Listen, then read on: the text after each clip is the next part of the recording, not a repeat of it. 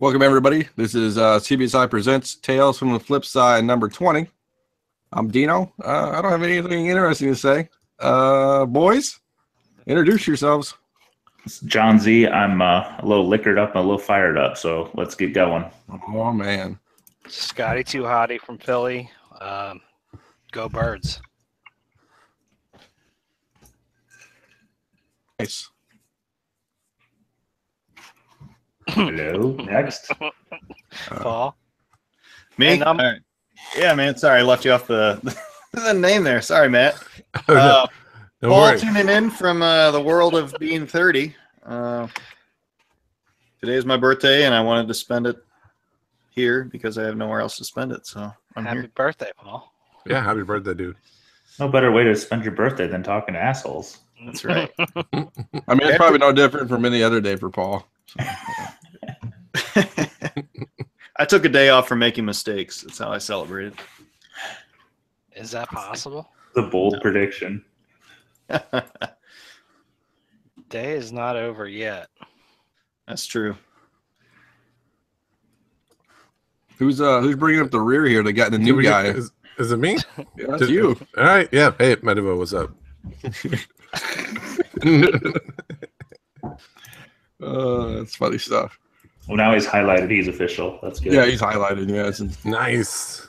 So, that might be the worst intro between two shows in. Yeah, that was 100 pretty bad. episodes. Should we do it again? I can edit it at a later date. I was going to talk about how we set up a Patreon page, but we didn't. But if you want to donate to us, that's kind of cool. Just send it to my personal PayPal. Just hit me up in Hangouts. I'll make sure it'll go to a good cause of making the show even better. Maybe we'll have a fancy like intro music or something. We'll learn to make a fucking intro outline. And then we definitely need to get our own like G Plus group. We already have our own G Plus group. Oh yeah, that's right. So they're copying off of us. See, we were the fucking innovators. Mhm. There you go. Yeah, we don't need anybody subscribing. You know, we know we can't be bought. We're worthless. We know that. Except they are trying to poach Z. Yeah, that's true too. I mean, I would let them take Z for like maybe like Mel and a future round draft pick to be determined. Maybe I would take Mel and maybe some bags and boards. maybe a couple free pressings from Trey to figure that out. So let's see. We have a comic review. This is interesting. So we're doing back the trade paperback thing. Hopefully everybody read it. We didn't tell anybody we were reading. Yeah, we didn't. Tell you. I was like, wait a minute, I didn't read anything. Okay. Yeah, I saw that. I was like, huh. Actually, you probably could read it while I'm describing it because it has like 3 sentences in the whole story. But so it's WE3. Is it We3? Yeah. So I thought I enjoyed it actually. I mean, for being 3 books with minimal dialogue at best, I would say. I mean, I think the art direction was good. And I thought it was a really good story about I guess genetic I don't even know what to call it, genetic like innovation and science and stuff like that with animal mutation and stuff. Yeah, Beast Wars. I read the first issue, and it was just like armored up cats and a cat, a dog, and a rabbit. So the government was using like animals for weapons. Is that what happened, Dino? Oh Yeah. God. Yeah. That's so- very nice. thanks. All on me. No. Yeah. So that's what happened. So they had like a big like animal genome project kind of thing. So what they did is they took like almost like it was basically a dog, a cat, and a rabbit, and made it into like put like almost like Iron Man-esque mech armor on it with like weapons and cool stuff on it. Did they And have then- man bear pig in there? Yeah, they should have done my man bear pig. That'd be awesome. So basically what happens is those who are trained to, take out like dictators and government targets and stuff like that. And so basically what happens is they get hardwired in and basically, and then their brains are like, kind of like, cables and cords coming out of them. And they actually can communicate to people, which is kind of freaky. But so what happens is they take out their last government target, which is like a dictator of a rival nation or something.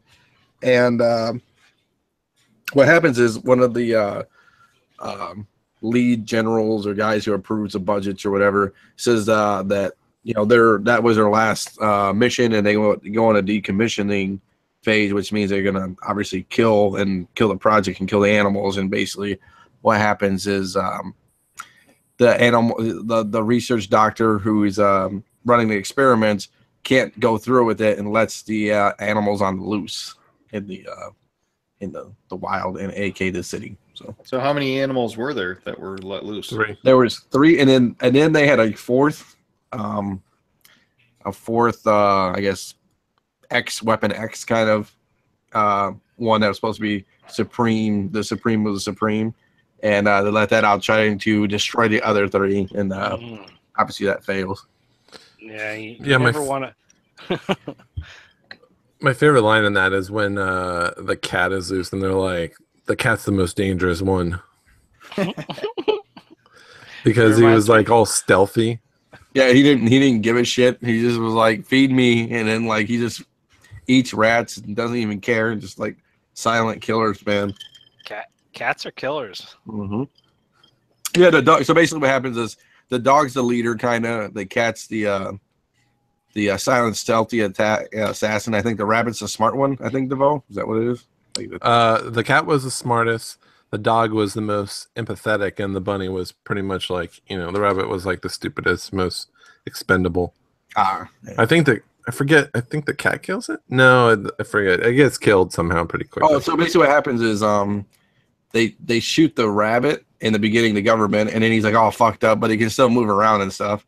So he gets shot in the head, which is crazy enough, and he's fine. He's like all fucked up. He can't talk anymore, but he can like move around, and then he gets destroyed by Weapon X or number 4 or whatever. Oh, that's right, the Dobermans. Yeah, the Doberman. But their speech isn't fluent. It's like choppy and yeah, it's all that's kind of the one downfall about the book. It's all choppy, kind of like, and they go by numbers. So like number 1's a dog, number 2 I think is the cat, number 3 is the rabbit. So it's like a dark version of Up. Pretty much. What was the end of the story? What happened at the end of issue 3?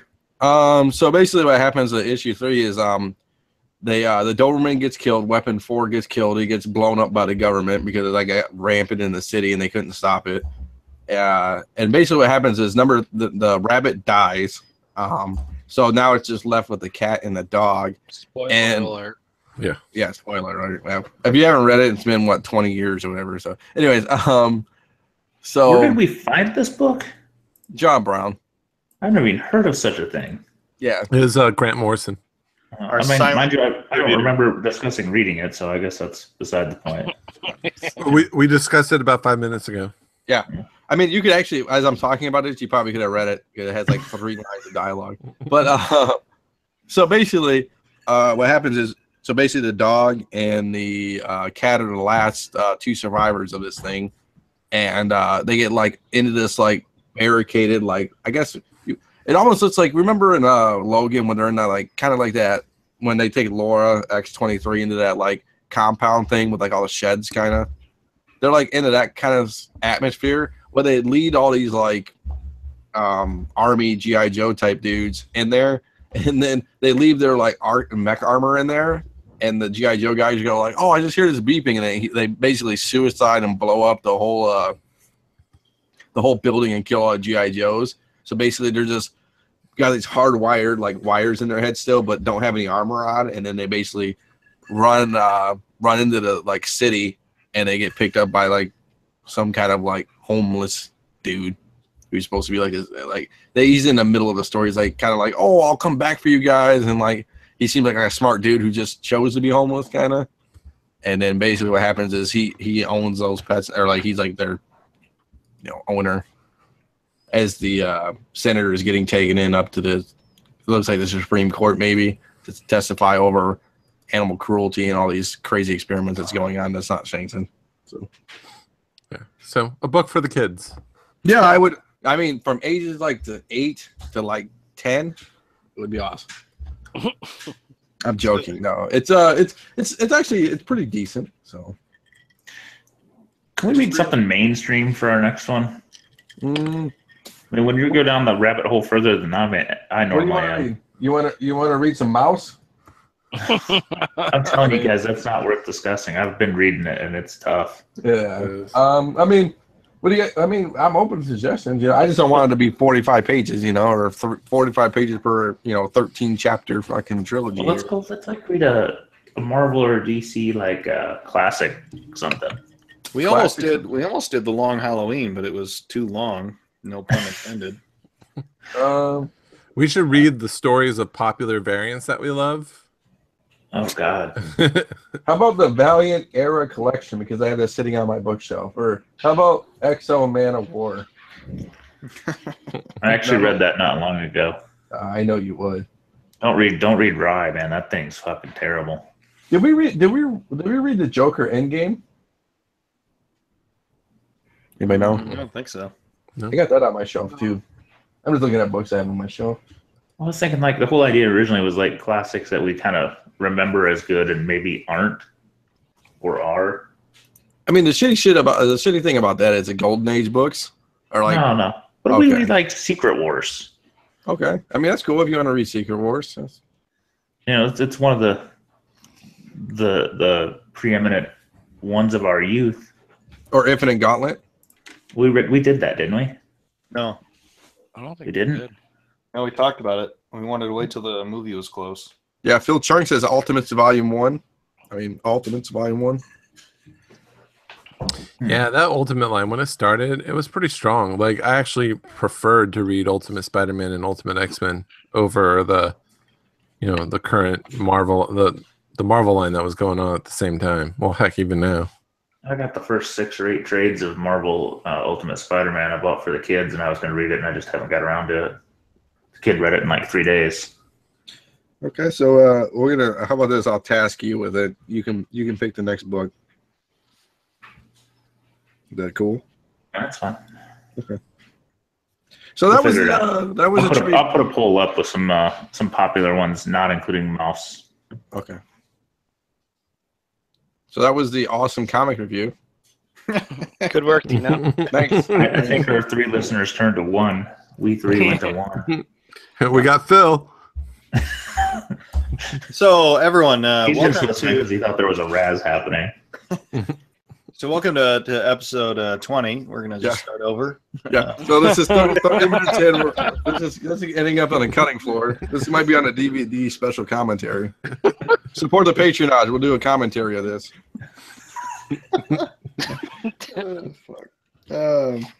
Dino, you showed that poster. I think you were the first one to send it. That Batman Ninja. Yeah. Yep. Would go on. Yeah. Oh, I'm sorry. So basically, it's a cool picture. I don't even know if I can find it again. What happened was, let me see images. Which I don't have any good images of it. So basically, Batman actually is going to go from Gotham City to like feudal Japan, which I thought was kind of cool. I mean, Batman in like Japan in that era would be pretty cool. Now is this It's gonna be an anime, like an animated version. So, and he has like swords and stuff too. So it's kind of cool. I'm trying to find a link for everybody to look at. I got one. Okay, you want to throw it in the YouTube chat? Just tell Phil to Google it. I mean, he's on here. No, I got it. I just sent it to the YouTube. But yeah, so I thought it was a standalone story that took place in Japan, which I guess it kind of is, but somehow Batman and some of his allies and enemies are just transplanted or transported from modern Gotham City to feudal Japan. And they go from there. So I don't know. We'll see how they do. I mean, it's basically just another iteration. It's like they're trying to take Batman out of the traditional Batman roles, that you see. Because I mean, how many times can you retell Batman the same origin story, the same, blah blah blah. I mean, they do in Gotham by Gaslight, where he actually goes and tries to hunt down Jack the Ripper. I mean, so it makes sense. I mean, and although I'm with Trey on this one. I mean, when it comes to animated movies, DC rocks Marvel by ever. All those are pretty good. I mean, even at Suicide Squad, I thought the animated version was better than the movie. But yeah, I like the DC animated. And they get big names for the animes. Like this guy the guy from Afro Samurai is actually doing the Batman feudal Japan anime. So what are some of the best DC movies that you guys think? Of The those anime- of the the animated? animated stuff, yeah, because I stayed away from a lot of them just because I thought a lot of them looked like crap. Son of Batman was really good. Dark Knight Returns is good. Yeah. It's Batman, just like the comic. yeah, Batman Assault on Arkham's pretty good. Everyone told me Flashpoint's like the best. Flashpoint was really good. The Flashpoint Paradox was really good. Yeah, maybe I shouldn't have let the kids watch that one at the end. Yeah, probably not. What else was a good one? Under the Red Hood's good. Everyone loves Killing Joke. Isn't there a Red Sun? Well, No, they're making working one, on right? that. Yeah. Yeah, they're working on that one. I think the Teen Titans stuff recently has been pretty good. Both of those, or three of those, I've liked Mm-hmm. because I they're think- just a little fun. I think Batman vs. Robin was pretty good. I think too. Yeah, that was good. Yeah. Year One is good too. I mean, there's a few stinkers, but not many. Did you watch Teen Titans' Judas Contract? Yeah, I didn't like that one as much as the other one. I like Teen Titans versus Justice League more. And did anybody watch the Batman Harley Quinn one? Batman I did. and Harley- It was Yeah, I heard that was bad, right? it was like lowbrow Batman. Mm. It was like taking Batman 66 except like bad college humor. If you throw your poll up, maybe you should throw in like 2 trades and 2 DVDs. We can review a movie as well. I think we talked about that last time, whenever last time was. Paul, you just don't want to read. Yeah, obviously he doesn't want to read. I got through the first one, and then I just kind of skimmed, looked at the pictures on number 2, and number 3. I don't know that Batman Harley Quinn thing was just bizarre. Yeah, So I looked at the link for the WE3, and I realized that I clicked number 3 first instead of number 1, so I read the final issue first. So when you were trying to explain it, I was like, "What the fuck are you talking about, Dino? You're going backwards." that doesn't surprise me, not one bit. now it all makes sense. Oh God.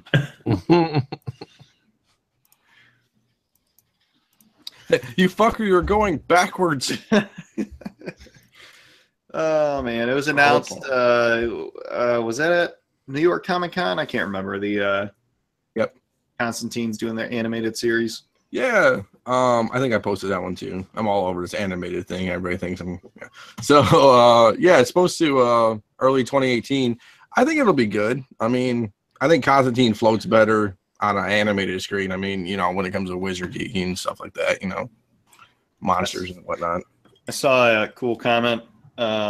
Somebody was binge watching John Wick, so they watched John Wick 1, 2, and then they watched Constantine. Mm-hmm. And they were saying it kind of works if you imagine at the end of John Wick 2 he got control over all his crazy powers and whatnot because they show him the same amount of respect in Constantine. And everybody calls him John too, so it kind of worked. That sounds like Owen did. It's funny how they're trying to keep Constantine alive, like basically keep it going. They're not letting it go. He's supposed to show up on one of the shows this year. I don't know if it's Legends or Flash. He's going to do a cameo. I think it's Flash. I thought it was Flash too. Yeah, I just remember seeing it again. I mean, he must have done a good job. They like him. I haven't watched it, but Yeah, I never watched the show. How many episodes was it even on for? I think it did like most of a season, like 13 or so. I think Trey liked it. Yeah, I think Trey liked it too. Trey likes everything DC.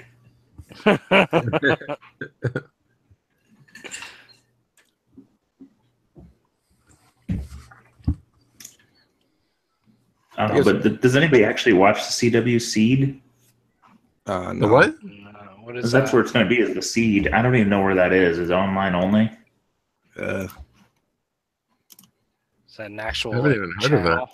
Yeah, Well, I can't. CW. It's not on my. It's not on my like. It's not on the Fire Stick. It's not on the app. It must be online. Online. No, you can get it on your TV. It's on an app. You can get it on your iPad and iPhone. You can get it on Android, Amazon Fire, or Windows. I'm just reading. You can get it on your TV, I guess, Roku, Chromecast. So it's Amazon different, Fire. but it's different than the CW app. It's a different entity altogether. Correct. And it's a free-for-all thing. Let's see what some of the shows are. Well, I just saw they were putting the regular Constantine on there, so I was like, oh, maybe I'll catch up on it. They got Justice League War on there. Birds of Prey, The Flashpoint Paradox, New Frontier, Doom, Justice League Doom. So I wonder if this is going to turn into eventually the Warner Brothers streaming channel. This is their kind of birthing plan. Yeah, that's what it looks like to me. Well, watch this. I'm going to click on something. Watch. It'll be like, and for $12.99 you can access everything. I hate that shit. Oh no, it looks okay. It looks decent. I mean, yeah, you could just click on stuff and it just plays, I guess. So that's kind of cool. I mean, or not. Okay. Well, let's hope there's actually a network for the Teen Titans show when it gets made. I'm almost on the Trey bandwagon. Like it's almost like it's like Valiant, man. They've had so much time to do this. And, well, but they was going to be on TNT. They cashed out on that, which is probably good. Do you really want it on TNT? No. I don't know why it wasn't on the CW in the first place, but that's beside the point. You pretty much don't want to be on any cable network other than, say, HBO or AMC. Right, yeah. But yeah, I don't know. You may as well have it in your own in-house thing, and then you control it all. why can't they just put it on Cartoon Network, like Adult Swim? But it's not going to be. It's not animated. Oh, it's not animated. It's a live action, man. They've been casting real people. Oh yeah. Now it's coming back to me.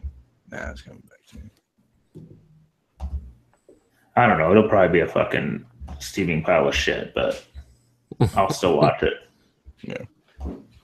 I mean, I have no idea who this kid that they're cast as Beast Boy is, but it's exciting that they did. How exciting. Get your Doom Patrol 99s ready. It's gonna be fire. I've sold most of mine over time. I've upgraded and moved to some of the higher end ones, but it's a hot book, man. It always sells, man. Yeah, that book's easy to sell. I tell you what, you can't fucking find it over an 8. I bet you can. That blue cover's tough, man. I fucking had my first one I got was, everybody thought it was a 9.2, but it was faded. So it ended up an 8, and then I just bought another 8 a while ago, and I've seen maybe 3 copies over an 8 in 4 years of watching the damn thing. They just don't come up. Yeah, the high grade DC. Oh man, it's a motherfucker. There's a decent number of 8s, but anything above there, no. It's funny. My middle one had a birthday party day, and it was a Halloween party, and one of the kids came as Beast Boy. He obviously won the costume contest because I changed all the votes. That's hilarious. And I don't understand why there's a Teen Titans Go movie per se. Aren't they doing is the movie anime and the TV shows live action? Well, the TV show is going to be live action, but they're doing the cartoon in the theater. Matt, can you explain this? Is this just a cash grab scenario? Yeah, I don't know. I guess it's just. Why would they? I mean, what's the purpose? Yeah, probably cash grab. I mean, I guess they could make some money. It probably wouldn't take much. I mean, there's a My Little Pony movie, you know? If you're doing the same show as you're doing on TV and you do it in the theater, I'm sure you make some extra bucks for doing the same thing you're going to do. I mean, they don't have to have any extra production value. Yeah, I mean, they usually amp up the production value a little more. They bring in some celebrities. Yeah, but what's a guest voice going to cost, you know? Right. I totally missed the My Pony window. God dang it, Matt! Why didn't you tell me, man? I got a lot of variants here. I'm not sure why they didn't do the Night Begins to Shine arc, the 4-episode arc. That is the movie. I mean, I got 3 or 4 showings out of me. Yeah, no kidding. Matt, did you go to the premiere? You got tickets, like the Emoji Movie? What's that? Did you get tickets to the premiere of My Little Pony, like you did for the Emoji Movie? No. That's Warner Brothers. So luckily, no. Brony. I do have one My Little Pony comic. It's the J. Scott Campbell. Of course it is. Which I wish I call the sexiest J. Scott Campbell cover. I was looking around a random ass one yesterday. I saw. I can't remember. Yeah, I was gonna get it framed. I was gonna get it graded and then give it to the girls. That'd be kind of cool. Yeah, because it's fun. Like a lot of their age range, like some of their friends, like some of the kids in their class, actually got them into comics, which was kind of fun. Because one was a really big fan of the Haunted Mansion. I'm like, oh, there's a Haunted Mansion comic, and I came across him in a dollar bin, so I bought him like the first 4 issues.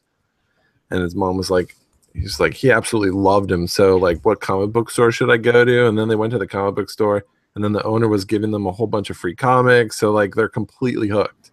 And like, nice. The comic book store is now this like awesome place to them. I'm like, that's fantastic because that's a good drug dealer. Just give a taste out. Yeah, get a little taste, go get some more. So now it's like she said, it's now their treat. Like they like, oh, if you behave, we'll go get a comic at the comic book store. I'm like, so it begins.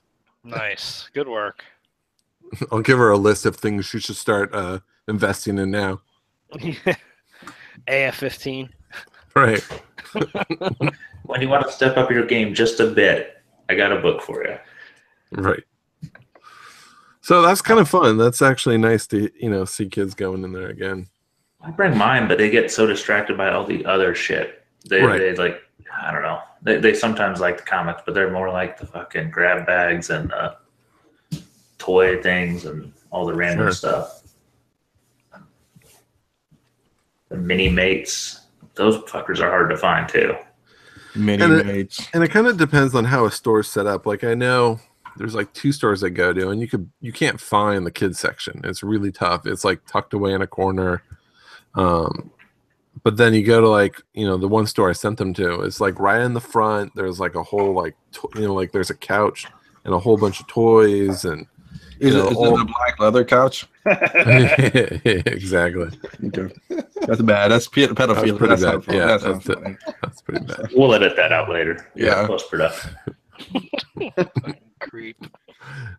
I don't know what kind of youth you had, Dino, but Yeah, right? Hey, I mean, just because I went to Uncle Rick's naked tested fucking puzzle basement, okay? Don't Puzzle basement. don't worry about it. It happens. He's always doing a jigsaw puzzle down there. Weird. Completes it. it's like a motorhome with like one spinner rack with like 2 comics on it. Maybe Go to the comic book store. Be our last show. Yeah, we're gonna get shut down. Things are going bad today. Oh Jesus. Well, I'm sorry. I've only had like 7 bourbons and Coke right now, so. I read this article that Dubai, of course, the place where you can buy gold from an ATM and get gold bars. They're giving their what? You can get gold bars out of ATMs. Yeah, in Dubai, they have an ATM that you can that will dispense gold from small little slivers up to gold bars. Wow. Yeah. YouTube it; it's crazy. But Can you make change? yeah, they But anywho, the Dubai Police Department is apparently getting hover bikes, and you can YouTube that as well. But the thing I noticed is there is no guard for the fans themselves. So I'm just waiting until someone loses a limb because it looks dangerous as fuck. It does look dangerous as fuck. I read that link, dude. And the only thing I didn't like is it has like a 30-minute. Is it like a 30-minute charge or something? Probably. It was like a short charge time. So if you have a car, just drive around for like 45 minutes when you're in a chase, and it's over. And you don't want to be in the air when you lose that charge. No.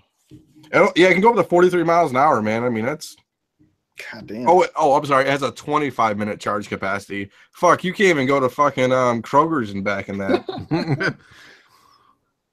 Insane. Still want one. Yeah. And you'd figure it'd have like a hoop design around the blades. Yeah. It was very open in a dangerous way. Whatever. Just keep your feet tucked in. Yeah. Yeah. Maybe that's intentional. Like, they get close to the criminals and they just get that blade a little too close. Chase is over. It's Dubai, though. I'm sure if you lose a limb, you could just buy another one. Of gold. Of gold. The only hovercraft I ever think of is the damn G.I. Joe hovercraft from the olden days.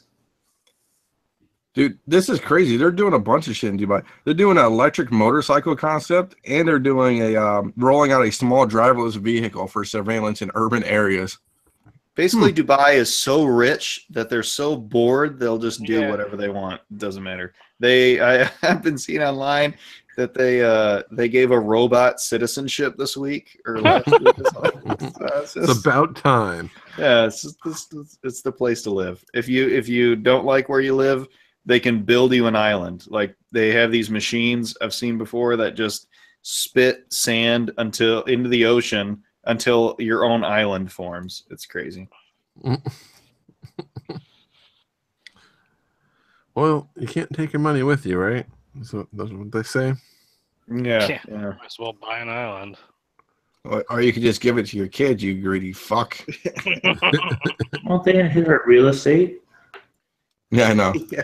It's called interest. Okay, now you can't take your interest with you, but that's kind of cool, though. I like the hover bike idea. I mean, it would get me to work and back on a 25-minute charge. actually, it would actually give me a 25-minute charge. And it'd be like Tesla, dude. You wouldn't have enough charging stations or some shit. But you'd look cool for the first 24 minutes. Yeah, definitely. I mean, you'd be the coolest person on the road Yeah. until that thing just shuts off and you fall into the propellers. God, I would run that thing into power lines. I can't. Yeah, Paul, you could not have one. I think we would just have to have a rule that Paul does not get a hover bike. The world barely lets Paul drive, you know? Yeah, I can't even fly a drone right now, so it's not going to happen. Oh, goodness. I always get mixed up the front and the back and the red lights and blue lights. Oh, anywho, you guys start Stranger Things? I haven't started season 2 yet at all. I watched all season 1, and then within like 2 or 3 days, and then I started, I think, episode 1 of season 2. So I got through the first episode. That was it. I watched the whole season. Oh, season 2? Yeah.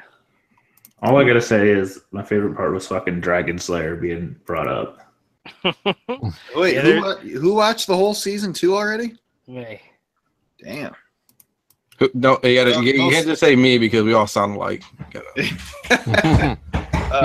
is Dino. Yeah. No spoilers, but what'd you think It was good. overall? I like the references. The 80s references are great. Yeah, Ghostbusters plays a big part, right? Yeah, I mean, it definitely plays a part. Yeah, I know we had an event that was like a crossover with a Ghostbusters team that had they had like a shoe event. So they did a recreation of the shoes that they wear and draw on, say like No Ghost or something like that. So they made those shoes like I think like 100 pairs or like maybe 500 pairs, and they had like a really limited version that looked like aged. So I guess all the shoe file sites were all over that stuff. Oh, did anybody get the Stranger Things season 1? I guess it was a Target exclusive. It looked like a old school VHS. Did any other stores, Best Buy and whatnot, have other exclusives? I didn't look into that. Did it have a mini comic in it with a stapler too? Oh, don't get me started on that. I got a real one. I got a 1 staple. That book was such a headache for me. Yeah, it sounds like you had some shit to deal with. It sucked. The Rick and Morty one.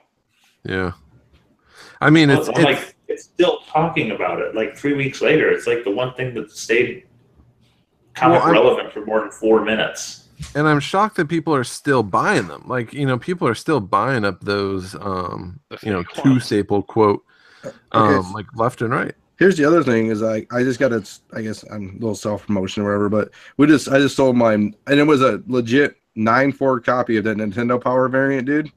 Yeah. It went on eBay, dude. It sold like for decent money too. Because I think it was up there for like what, 300? Mine? Yeah, you had a 9.4. I had a 9.4. It wasn't a graded; it was just a raw, right? No, it was graded. Oh, how'd you do? I don't know. What was 160? Oh shit! Not terrible. Wow. It's starting to move back up. It was dwindling near 30 for a raw. Now it's moving the other way. Copies are drying up. Yeah. They're not flying off the shelf, but they're selling a couple a week. I haven't actually sold anything Rick and Morty. I bought a lot of Rick and Morty stuff lately, but I haven't sold anything. I mean, I sold some stuff earlier. Yeah, what are you doing with the 9.8? Yeah. I send it to an MCS. So, nice. Because I was looking up and I'm like, I hate dealing with high price books like that because I've had bad experiences in the past where, you have buyer issues where they say, oh, I didn't get it, or they return it a couple months later. I hate dealing with it when you get to that price point because you can't just eat that money. So it was kind of nice that you could just send it to MCS and they could kind of take care of it all. The other thing is they do, once you get to a certain price point, like at $3,000, they only do a 6% commission. Oh, it's 6? I knew it went to 8 at 300, but I didn't know we hit another tier. Yeah, after 3,000, it's 6%. So it's way cheaper, and they'll just send you a check, so there's no PayPal. So there's a lot more cash in your pocket when you use them. Do you want to kind of talk about what you put it up for at least, or no? I mean, you don't have to. I'm kind of there's been no 9.8. The last time a 9.8 sold was in 2015, which was right when it kind of came out. So I think, what is it? Regular raws are going for 1,700, 1,600, 1,500. I'm just going to probably put a fishing price out at like 6,500, and which means MCS will list it for about 7. Yeah. But they said they can still take field offers, especially on high price books. There's someone always kind of there managing, especially at that level. They'll field offers. How do they do that? Yeah, I talked to a lady. She said, at that price point, they'll definitely they'll definitely take it. There's not like a button. You just have to know that. No, they have to message customer service, and then it goes to basically the person that manages the consignments. No shit. That you just told us information that nobody else knew in the world. Huh. Yeah. So I'm trying it out. This is my first book that valuable. Yeah, it's kind of, I think, the way to go with higher books, just because one, just at that 6%, and the other thing is because there's a lot of people when you list on eBay, that people have like a watch list on there, but it's kind of slow. It pulls it up like a day later or something. But you can see how many people are watching a book on MCS. So when you go there, you'd be like, oh, there's like 30 people that want this book. So the second it hits that, 30 people are going to get notified that 9.8 just hit, So it kind of, it catches some eyes there and it catches some eyes on eBay. So it kind of has gets a little more attention. So I don't know. This is my first time doing MCS. We'll see how it goes. But I figured this was a good book to try it out with. Yeah, definitely. I bet you get more money there too. Yeah, and, I was kind of debating because of how crazy Rick and Morty fans are. I don't want to. No, you don't want to deal with one directly. And what happened with what was it? Spider Gwen 16? What was the book that sold for like 1,600 or 1,500? 13 or 16? Is it 16? The one with Miles and Gwen on the front in the heart. I think it's 16. I think it was 16. It's books like that where the last one sells for like $100 and then one sells for 1,600. It just makes you think like if there's. It was 16 to 1 in 50. It just makes you think if there's no other books on there, like can some of these books hit these crazy prices? I don't know. I mean, it There's worked in that one. There's some software designer down there somewhere eating McDonald's Szechuan sauce at $100 a fucking container that won't think twice about buying that book. Dude, That's exactly it. Because if people are dropping $300 on sauce, what's going to stop them from dropping, Somebody traded a car for that. Yeah, I read that article. That was fucking stupid. So I was playing. I'm like, should I go 9? Like, is it crazy? Like, I don't know because there's no, and it's hard for. I just had the same issue with the Red Sonja 9.8. That RRP. Yeah, like one hasn't sold in like 2 years. A raw, a graded, no copies. So I was like, I have one raw and one graded. Do I put up the raw, see how that does, and set a price point for the 9.8? Do I just sell, fish with the 9.8, which is what I ended up doing. I actually sold it to a guy in our group. Nice. For a lot less. But it was still, I was happy with it. But then I just sold the raw, which was VF, for $350 today. Nice. I mean, when you get that range, you put your own price on it, man. I mean, you know what I'm saying? Well, that's the thing is like, I had up the 9.8 and I had a lot of watchers, but no one made any offers, which was strange. Actually, they were making it about 500. So I sold it for 700. But now that it's, now that the VF Raw went for like 350, I'm like, I wonder if that 700 was a little low. But, you never know because there's no precedent for it. So when you have those type of books, someone will pay for it. Right. Well, Walker would sell it for twice whatever you fucking sell it for. So just don't worry about that stuff, man. He's a wizard. That guy, like, he has like this contact now that's like, oh, I'm looking for this. I will pay $700 for it. It's just, I don't know how that guy does it. It's not he has one, he has hundreds, I'm sure. Yeah, lists. Well, I got this. I guess I got this. I won't mention the person's name, but I know somebody who has a 9.9 Spawn Thank You variant. Oh, It's the only 9.9. So I just saw that on eBay. Yep, that's his. 9.9 and 10s seem super sparse these days. Like, well, he got it at Baltimore too. So he didn't go to Baltimore. So, but I only have one book. Certain books, yes. Certain ones, no. You know, a 9.9 just sold kind of cheap today. That I was surprised by was a Chew 1 9.9 CGC. Would that end up for like about 785 or something? Did he sub that? Did he sub that one at Baltimore, Dino, or he bought it 9.9? No, he subbed it, or he subbed it at Baltimore. And here's the even kicker, boys. He didn't even press it. Nice. I think a 9.9 you don't even need to press. Usually they're just he thought it was 9.8 slam dunk. To be honest with you, but he he came back 9.9. I mean, obviously he was thrilled about it. Obviously, but I mean, like, well, I mean, do you press it? Like, here's the other thing. Did you press it? Does it become a 10 if you press it, or no? You don't even touch it. More likely to be damaged. Puts it into 9.8. Yeah. I only have one book that I think I could get a 10 on. I can't do odd numbers, so I would have cracked and resubbed.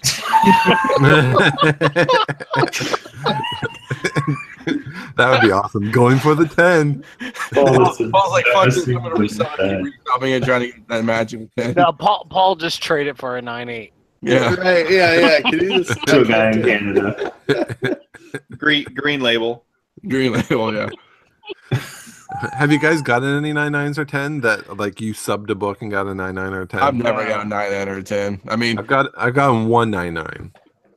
Was it a linter, like one of those linter covers? No, it was. It was a cover. It was Echo, Terry Moore's Echo #1, the foil, the foil raindrops behind it. Oh, I don't even know who that seller is. Do you know? Yeah, it's lenticular. Lenticular. Yeah. Lenticular. I like Mel out here, dude. Yeah. Yeah, usually on those lenticular ones, they tend to do pretty well. Yeah, because they printed on such good stock. Yeah. And those foil holographic ones that I was showing Z earlier. I have this Mega Man 1 foil chromium one. Awesome. It's the only book that I know is like that if it's not a 10, I don't know what book would ever be a 10. Just because like everything about it is just like if you open it up, you feel like it's never been opened before. Just because it's so there's resistance in the cover. I remember Baltimore 2 years ago. Sean called the book, but he's like, this is a 9.9 if I've ever had one, and he got it. That was amazing. Oh, that was the Bloodshot? Yeah, that Bloodshot thing. He's like, man, if I've ever seen a 9.9, this is it. Did he buy it there? Fuck. You what? Do you remember if he bought it there? No, he got them online, and he had a 9.8 and a 9.9. Well, that was like magic because he got also the special Valiant label on it. Oh yeah. I mean, it was just lightning in a bottle. But it is Valiant, though. Well, he sold it to Trey. Yeah. Trey has the largest basement full of Valiant comics you'll ever know. His whole collection is Rick and Morty and Valiant, but he just doesn't want anyone to know. I mean, hell, I wouldn't either if I was on that train, man. I'd be like, no, I don't like any of that shit. Just start buying shit up. Trey has like a gallon of that Szechuan sauce. and he paid for it in Bitcoin. I'm pretty sure there's a deal going down for the 9.9 Losh for the Rick and Morty, and we just haven't made it public. Yeah, maybe. Rick and Morty and 10 packets of Szechuan.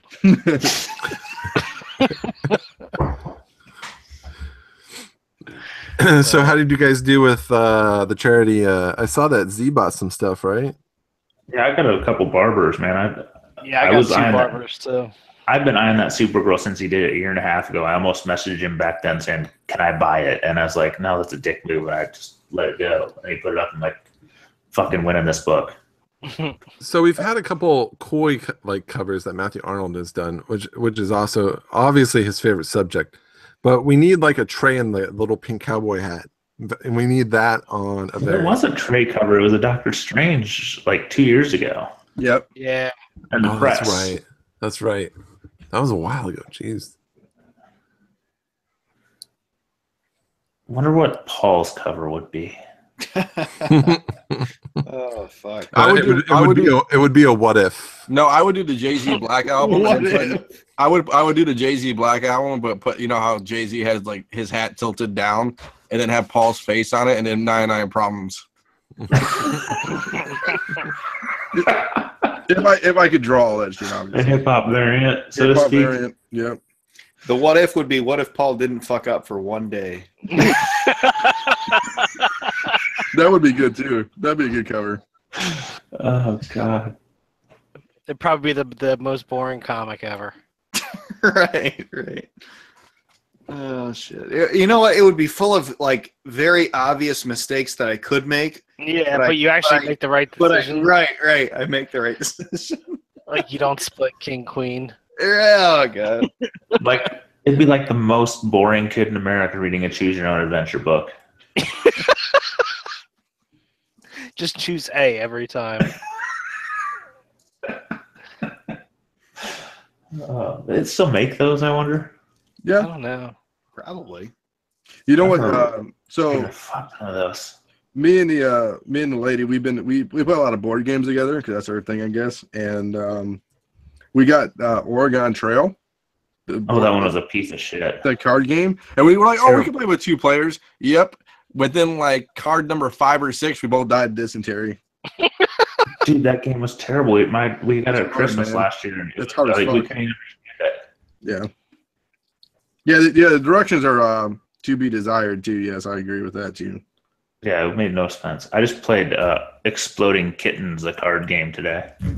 I heard one of the girls at the house today were talking about Meme the Game. Have you guys heard about that game? It's like a bunch of memes. Oh god. And you can it's like different memes, and it's like you get like different words, and you can try to make the best meme for that picture. Kind of like sounds like something right up Paul's alley. That sounds like what we should do for Paul's comic. So I had to go see how the Astros and the Dodgers are doing. What's the score? 7-7. I guess it's been pretty good. It's like going back and forth, top of the 6. So can we say that's why nobody's listening to us? Exactly. Well, I mean, it's a big deal for us out here. Like, I mean, it's crazy. All the Dodger stuff is just, it's such a high fervor. Everyone everywhere is just wearing Dodger stuff. How many bandwagon fans have been there? I'm sure. I mean, like the tickets are during the Dodger game, that was the game 2. Mm-hmm. People were paying $3,000 per ticket. Did you see that one post where somebody said like $8,000 for a ticket and the guy's on his fucking phone during the game, just like not even paying attention? I believe it. Well, did you guys see the Jimmy spec on the Astros thing? Yeah, the Sports Illustrated. We were talking about that at work a couple days ago. Yeah, he didn't want to bring it up on their podcast, and I was like, sell now. Yeah. That's one of those books. It has a very short life. Yeah. It's about this week. Over. I mean, who knows? This game tonight is going. It could go either way at this point. So, if they win, then the shelf life stays a little longer. But not the peak it is. But yeah, it'll stay. Yeah. I mean, obviously for me, I mean, even for people in Detroit is like a big game because I mean we have Justin Verlander, obviously, who used to play for the Tigers. I mean, I'm just glad for JV to win something, man. You know what I'm saying? He got a world. He didn't get the win, obviously, but it's nice to see him get a World Series win appearance. You know, as a Tigers fan. He's winning it for Megatron. He's winning it for fucking Barry. He's winning it for all of those Detroit players. Yeah. Well, you know, I mean, he's winning in life because he's banging Kate Upton too. So I mean, yeah. I don't feel bad for Justin Verlander at all. Well, I don't feel bad for him, but I mean, it's nice to see him get a kudos finally of hopefully a World Series championship. And I'm sitting here watching outbid notifications on my phone from one of the online auction houses because I went through early and bid on all the shit cheap just so I'd remember about it. And I'm like, God, why did I do that? Yeah, I just got outbid on one book. I wasn't paying attention to it. Oh well. I haven't really. You know what's funny? I guess talk about pickups. I've been trading a lot lately. I saw that. Yeah. What have you traded for? So let me look at my post so I can actually get it right because I don't know what the hell I'm doing. So I traded for some stuff. I guess I'll talk about it here. It's no big deal. Where do you meet these gentlemen? Shady honestly, dude, it was real shady. It was like a shady Walmart parking lot at like 10 o'clock. And the dude, I'm like, hey, we'll meet in the subway there. Like there's like a subway in the Walmart. He's like, oh, no, bro, you can meet me in my car. I'm like, this is how bad things happen. So the first trade I did was... So this is a P-hood deal. There was a handy included? Yeah, well, I mean... Okay, we won't talk about how much I raped a dude, but okay, hey, so actually... You can meet your future wife at this scenario. Yeah. So it's this young kid. He's like my age. He's like 26. He's like, yeah, I'm just, I've been into comics, blah, blah, blah, blah. He didn't know about newsstands being like more popular than regular ones. He's like, oh, this stuff can press out. I'm like, there's like 10 color breaks on this thing, man. You can't press that out. He's like, really? So basically, yeah. Yeah. So he wanted my Walking Dead Michonne 19, which is a 9.8. So $500 book. Yeah. So he goes on eBay sold listings, and one went for $350. He goes, I can get one for $350. I'm like, I don't think you can, dude. I go, I think it was just an outlier. Then you should get it. Yeah, I know. So I said, I'm more at $450, $425. So I'm like, that's cool, no big deal. So he's a trading guy. He likes to bring me all his books to trade. And I'm like, okay, whatever. He's like, yeah, I got an ASM 300, a Preacher 1, and an ASM 239, which is kind of a throw-in book. But the ASM 300, he's like, yeah, it's like a 9092. And I go, well, let me see the back. He goes, oh, okay, you can pull it out, dude. I'm like, yeah, I'm gonna pull it out. So this is getting sexy. I know, right? It's getting sexy in here. Yeah. So you meet these guys and then you pull it out. Yeah, I pull it out. I start finally examining it. Pull out your 300. He knows the story because he's done it a lot. Yeah. So I pull out finally your 300. Yeah. So I pull it out and then I finally examine it and So I look at the back cover and I know. So I pull out the comic and I look at the back cover and then I count them and I'm like, man, there's like 10. They're like micro tear, not tear, but micro color breaking. Color breaks, yeah. Yeah, I mean, and we all know, like, if you don't know, so if you look ASM 300 on the front, according, Mr. Reagan will know all about this himself. So the back cover is where you mostly get the dings, right, Scotty? I mean, yeah. Well, it's hard to see the front because of the 300. So there's a lot of like horizontal lines. Yep. Front. So like you always got to look at the back. Whenever anybody wants to sell you a 300, always look at the back. So I looked at the back and there's like 10 micro breaks. I'm like, I don't think this is a 9.0, dude. He goes, oh yeah, bro. I'm like, bro. I go, I think I'm at 8.0, and like if I press it, I might be able to get an 8.5 because there's some dents in the front cover that can be pressed out. They're non-color breaking, so I mean that might give me a bump, but I don't think it's gonna give me a 9.0 bump. I mean it could depend on the day, obviously with grading and stuff like that. The Preacher one was like probably a 9.0, 9.2. And the AF 239 was a 9.6 until something happened. I'm going to talk about this right now. So I basically showed my girlfriend. I'm like, hey, you want to, So Dino pulled it out. Yeah, I know. So basically, I said, hey, she goes, what's this? And it was basically a Storefolio. I'm like, oh, it's my comics I bought. I go, I just threw some shitty comics in there so I can just throw them in there, so I can camera on. She goes, oh, can I see them? Sure, no problem. She straight flexed them, bro. She flexed them. I was like, but nothing seriously bad happened. Like the 239, I mean, it wasn't like it's gonna be 9.8able anyways. And the ASM 300 and Preacher didn't get hurt, but she's like, what did I do? I go, you flexed my books, bro. And, she don't squeeze my spines. Pretty much. She doesn't know. I mean, and I guess that's me for not. I mean, I kind of it's on you, bro. You shouldn't let her touch your books. Yeah, pretty much. So she knows that now. So she goes, that's why I hate these things. She goes, you don't even read them. I go, she doesn't understand it, but it's fine.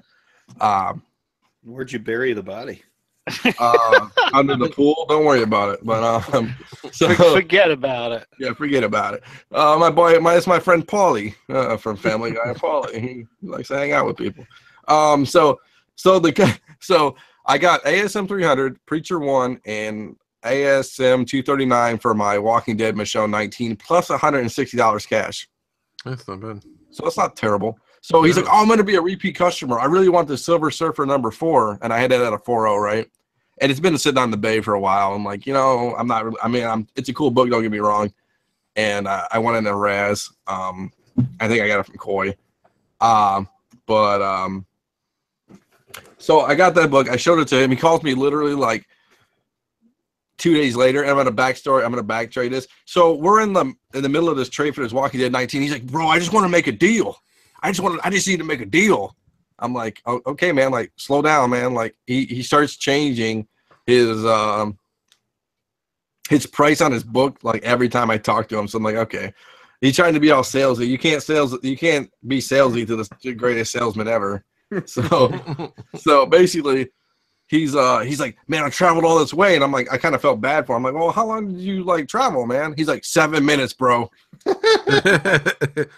and everything was bro. He's like, yeah, bro, this is gonna be a hot book, bro. And then he's like, man, Preacher 1, that's gonna be such a hot book. I'm like, it's kind of dead. He's like, what? I said, yeah, dude, it's like $100 book right now. It's like dead. He's like, there's a show? No, he's like, are you serious, man? He goes, are you serious, bro? I'm like, yeah, bro. Yeah, I'm serious, man. Like, I go, I feel bad. He goes, well, what would you give me? I'm like, $50. And he's like, I gotta make money on this too, dude. He's like, well, and then the thing that kills me is like, he would be like, well, I'm just giving you books on my PC that I don't flip. But then he told me like 3 sentences later, like, yeah, I flip books, man. So it's like, oh, Jesus. So anyways, so back to this. So he comes back. He calls me like 2 days later, like, oh, man. And he's like, I got bills to pay, but I really want that Silver Surfer number 4. I'm like, okay, dude, well, bring some books. And I go, please bring some good books. I don't want like, $110 books here, man. I mean, I had the price tag at $225, which was ridiculously high. I mean, it's only a $150 book as it is. And it was a CBCS labeled, I think. I don't think it was CGC. And he's like, yeah, that kills like $30 right there. I'm like, oh, okay. So anyways. Okay. Yeah, I was like, okay. He goes, you're going to give me a deal next time because I hooked you up on the Walking Dead 19, which he kind of did. I mean, it wasn't a terrible deal. He goes, I know you have it for $125. If you give me for $115, so $10 off was a deal to him. So I was like, hey, that's even better because I would have offered $75. But and then you're like, don't forget I gave you this deal. Yeah. So basically, I meet up with this kid again, and it's cool. He goes, I'm at like $125, so he didn't even want a deal. I'm like, okay, if you're at $125, that's cool. So I got Batman 429, The Death in the Family, the Joker cover. I got 2 of those, and they're pretty nice actually. And I got a Ross variant, some Peter Parker and Web of Spider-Man's first Hydro Man that he tried to top off. That was like the greatest thing ever. He's like, it's super clean. It's super clean. I'm like, yeah, man, but you're not. But it's Hydro Man. Yeah, I go, it's Hydro Man. And like, when you mean super clean, you let me know when you're in the lower hundreds and you talk about super clean books. Then I'll talk to you about, And he was like, "Where is Web of Spider-Man 18?" Which was what was that one, Scotty? That's a key, I think. What key was that? I mean, not the first Venom preview or something. Yeah, that's what he was telling me. I'm like, bro, yeah, some 300's a king. So, and then I got Star Wars 1, which was kind of cool. I think it's like 9.0. I got First Cloak and Dagger, and 2 Typhoid Marys that are pretty crisply.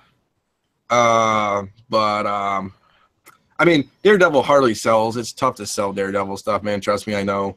But I mean, I got all those books and like, and then he goes, "I'll give you like $30 cash for all that for Silver Surfer #4." I'm like, "Oh, okay." I'm like, "That's a decent deal." And then he reached in his pocket. He's like, "I got 29." I should have just told him no deal. But I was like, "Fine, dude, just give me your money. Let me just get the hell out of here." And he's like, he wants to meet up at late, and like, dude, I know. So he wanted our giant size X-Men #1. I told him that's straight cash, man. I Randy Moss. I'm like, straight cash, homie. Straight cash. I don't want your trade, man. I just want straight cash for it. So, man, I tell you, I've been toying with just putting a trade post up on the page just because I've got books that are good, and I'm just tired of eBay, PayPal eating my fees, and then sold enough that the tax man's gonna take his fucking chunk. Yeah. Well, MCS. I just want to turn stuff that I don't particularly care about into stuff I do. Yeah. I'm in I mean, these books I'm gonna send them to Scotty, but they're good indie fodder books, man. You know what I'm saying? Like, it's still Preacher 1, right? I mean, I figure you throw it on the wall and you'll be good. I mean, at indie, right? I mean, I think it'll sell eventually at indie, right? That's what I'm hoping. It depends upon how high you set the bar. I mean, I'm only gonna put a hundo on it. I mean, yeah, it'll probably sell for that. Yeah, I mean, I'm not like I'm trying to rate people out here. I'm not like I'm trying to throw 200 at it or something crazy like that. I saw an eBay listing. A guy had a 9.8 CGC for 1,000. I was like, yeah, buddy, you're about a year or two late. You want to talk about a crazy sale? Anybody fucking see that Graphic Fantasy First Savage Dragon set? Went for 4K plus. Did Dinesh buy it himself? Buy it back? I don't think so, man. That book is nuts. These independent books are really like starting to get attention. Well, that one is like what I think I've read 2 different versions, but the one that I believe the most is there's 300 copies, potentially 2 different print runs, 200 signed and 100 not. But I don't even think CGC grades it. I've never seen a CGC one. I don't think they grade it because there's no way they can tell what's real. Oh. But that damn thing, I've been watching it go up and up and up because I wanted a copy for years. I know one guy with one who wouldn't let it go. I've had our man Walker looking, and he passed up a few. But that thing has, probably 2 years ago, it was about 500, 600, $700 book, and now 4K. Yeah, it's crazy, man. And this is not like 9/8. This is not near mints. This is just a copy. Like a 4-hour, right? Yeah. That's crazy. Probably in the 6/7s, but man, nuts. We had I guess did we talk about this, Scotty? Our famous buyer on eBay. What's that? For our first Cletus Cassidy, that kind of got us in trouble, but it didn't. I don't think we did talk about it now. So what do you think, about a month ago, a couple weeks ago, Scotty, 3 weeks maybe? 3 or 4 weeks, yeah. So I give this bid for a ASM, was it 344?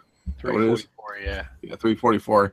And I mean, it was VF, near mint, whatever it was. I mean, it's not even a big dollar book. It's $20 maybe. Yeah. And I accept it, and I don't even, it's bad enough. It's like I'm not saying that we're like the greatest eBay, but we get a lot of bids, a lot of offers. I don't even look at the fucking users or the feedback anymore or anything like that. I just, counter or accept or whatever, or decline. So I finally look at it, and I'm looking, and he pays. I'm like, cool. I noticed it said Robert Kirkman. I'm like, huh, that's interesting. So I go, and it's definitely Robert Kirkman bought some shit on eBay from us. Huh. And then like we sent him an extra copy, like a good copy and a reader copy. Mhm. And then like 2 weeks later, he bought another copy off of us. Is it a spec book or is it just? I don't know. I We mean, don't it's the know. first Cletus Cassidy, but Yeah, he bought 2 books. I mean, 3 books. Well, we gave him 3 books, but yeah, he didn't. the same one though. Yeah, that's my free spec of the day. Did you Google the shipping address to make sure it wasn't somebody who just had? No, it was honestly. I did do that because I'm. Yeah, Dino did do that. So, people change your name to Robert Kirkman, and you'll get free shit. Yeah, pretty much. No, I mean, I know. Obviously, I guess I won't spoil it, but yeah, it was his email address, and it was the office of Skybound. So Yeah. Damn. it was cool. It was legit. It's probably Robert Kirkman Jr. Yeah, I don't know who it was, but I mean, it was cool. It was definitely cool. I don't want to release his eBay screen name, but it was really cool. So I am Robert Kirkman. I mean, The real Robert Kirkman. you know what's funny? It's a weird screen name too. It's really weird. Like you wouldn't put 2 and 2. Like I didn't put 2 and 2 together. The WD man. Yeah, creator walk WD. Rick Grimes 69XX. I tell you what, eBay has been sketchy this past couple weeks. I've had like several people like messaging me to do deals off eBay, but they all are just. I think eBay's setting traps. I did a deal off eBay recently. I get some guys like, well, I do it for charity, so you get this much. It's for the X-Men 100 I threw up on the Raz, and he's like, well, you got it at $425. I think you'd have to drop that price to sell it, and then you take out the fees, and then he knocked another $20 or $30 off. I'm like, no, I'm not selling it to you for that goddamn price, man. And then he bought another book off the thing, and I'm like, man, it feels like he's buying that just to fucking hold against me for feedback. I seen a shit ton of nice books on eBay recently, like Panini variants and just crazy books that, like, I mean, not saying they're super rare or anything like that, but I've seen a lot of good books lately. Not a lot of good prices. Not like, oh my God, I'm gonna hit a home run with this. But I've seen some good prices or good books on eBay. Like, I don't know what's going on. A lot of rarities. We're heading into buying season. You save your pennies from kind of like the December 1st to about December 27th, and it's buying season, my friend. I mistakenly sold or spent most of my money, but there will be some deals. I sold a book off eBay. Pardon me, but I googled the address and it was like this shady looking weave shop in Philadelphia. I was like, fuck, I don't know if I want to go through with this. Why didn't you mention Scott? He would have went there. But no, I just wanted to see how it played out. But anywho, I sent it. I think the safest thing you can do for any off eBay deal is just send it. And maybe even like if you're doing Facebook raffles and whatnot, is pay the extra $2 or whatever it is. Yeah, whatever it is, and do signature. Delivery. That was the shit. They're like, well, just send it media mail. It's fine. Yeah, like, no, never. I mean, and I even, I basically what I did is we exchanged phone numbers, so we were texting, blah blah blah, and I was just kind of. Was it 1-900? No, I was playing it safe, but I just told him, I just laid it out. Say, let's make a deal. I want it to be goods and services. That way we're both protected, and I'll send it signature and blah, blah, blah. And everything worked out fine. But that's cool. I'm sure it's the one time you don't do that where somebody doesn't get the book and then you're screwed. So yeah, I don't send anything over 200 without a signature, man. I don't care if eBay's. I do insurance, dude. I do insurance. I mean, me and we talk about it a lot, and like insurance is a waste of money. But I think if it's over 200 or 250, that just gives me extra. I was curious. My insurance number is around 4 usually, because like 200, I'm like, worst case they crack the slab, 50 will cover it. I was curious. Not out anything, but you hit 400, and I'm like, it's insured. I was wondering how the insurance would work. So I did this deal off eBay for a $200 book, let's say, and the person doesn't receive it. Okay. And then they're claiming to not receive it, and tracking shows whatever it shows, or it arrives damaged. But it's a book that you can't replace. Like, what do you show? What do you show to the postal service to say your receipt? This you show your receipt, and then you show pictures of the damaged package. Yep, that's about it. A receipt for what though? What are they going to pay if it's a? They got insurance on there. No, but I mean, how do I prove that this is a $200 book? They don't even look at that, dude. They don't care. You insure. They look at what you sold. Yeah. Oh, okay. They don't know. I mean, one of my first big books I bought off eBay was, 3 or 4 years ago. The guy sent a slab, and not a bubble mailer, the ones that are like padded mailer, and cracked the shit out of it. And they sent pictures, and he got the insurance claim, and I got the money in like a week. Yep. So, Z, I got a question for you on this one. This is an interesting one. So, what's the max you can get on postal insurance? You even know it's a 5 Gs? You may know it's a 5 G. So what happens if you have a book that's like 15 Gs? How are you going to ship that thing? You probably have to set in registered mail. At that point, you could just fly it to the destination. I don't know. I think that's when you look into other alternatives. But I mean, I don't know. Do you sell shit that high? I think registered mail goes up higher. Does it? What about collect? I mean, I know me and Scotty have been talking about this. I think, Z, do you have collectibles insurance? No, but I honestly should every day, and I know we're in the same boat. I know our collectibles, because we went to Baltimore and they had a collectibles insurance booth there, and I talked with her at like lengths about this, and she said it was cool that we could they actually insure all the USPS deliveries too. It's like additional insurance. About it. I just feel like a douche for not doing it by now, but I'm always like, I'm not gonna have an inventory of what I have. You don't have to. So I don't know if we want to morph into this, but you may as well. Somebody wants to hear about it. Yeah, that's cool. Maybe Chung hasn't heard about it yet. Yeah. So basically, it's really cool. It's like you only have to have an inventory if you have a book that's worth over $5,000. And all the thing is, it's not like you gotta have like a big log. They just want pictures of it, like pictures and what probably issue, title, number, blah blah blah, picture of it, front and back, spreadsheet, and a few pictures. Yeah, that's it, dude. And what the value is. Huh. Well, I just went through my slabs and like inventoried them. I should have taken pictures, but I did all the issue, title, grade, slab number, all that shit the other day just to try and get organized again, because I had been just selling stuff like a crazy person the last quarter, and I didn't even know what I had. Like I found a Tick Special Edition 9.4 that I didn't even know I had. Mm-hmm. Of course you did. Even was that the one I sold? I feel bad. I sold Dino's cousin I sold him a CGC, I guess, huh? Yeah.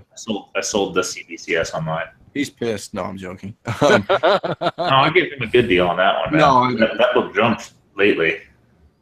Mike said your brother said that registered mail can be insured up to 50 Gs. Yeah, I thought so. Oh, I think you have to go to the post office, though. I think online limit is 5. I think so too. I think I've seen a 5K number. So Dino, I talked to you about selling a book, and I finally decided not to on that big book. Why didn't you? The Canadian seller thing the Canadian buyer thing just pissed me off because I hate sending to Canada, and I don't feel like the mail options are what you want them to be. I mean, honestly, it'll sell eventually. You know what I'm saying? Well, I took it down. Oh, but no, I've had it down, and he's been messaging me without. What finally got me is I looked at his eBay, and I had the 5.5. He had a 6.5 at 2.5 times the price listed on him. Like, fuck you, you're not going to outflip me. Fuck off. Good man. Good man. It just meant he had a buyer for his and was going to try and downgrade for the price. Fuck off. Yeah. Interesting. Speaking of that book, we haven't talked about the Shazam casting. Anybody have a thought on that?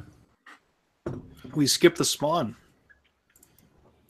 Oh, I fucked up the outline there. Well, we fucked up the outline, but come on, Paul. That was a poor segue, but because only Dino and I know what we were talking about, but it was about a Shazam spec. The beer is hitting me now. No, I was going to have Matt talk about what you can do with a $12 million budget on a movie, because apparently the budget for the Spawn movie is 10 to 12 million, which is Well, is it just a one shot, or are they doing like a show and they're gonna like, is that the pilot? I don't know. I think it's a movie. This is the whole movie is 10 to 12 million. You pay $8 million to Gary Busey. Let it roll, dude. Right. Well, you know what it's going to be. It's going to, imagine you're making Gotham, and instead of seeing Spawn, you're going to see like a red cape in the distance, in the, you know, just like, you know, some PA dragging a giant red cape behind him. Too much money, dude. Too much money. Yeah. Effects. I mean, you're not going to see any effects, or if they do, it's going to be pretty far away or limited. Yeah, I assume it's going to be like these Paranormal Activity movies where there's just these sort of creepy effects, but you're not going to see a Spawn. No, so that's the thing. They're like, it's not him. You're going to see like mist and shadows. Is it like Predator? You think like Predator?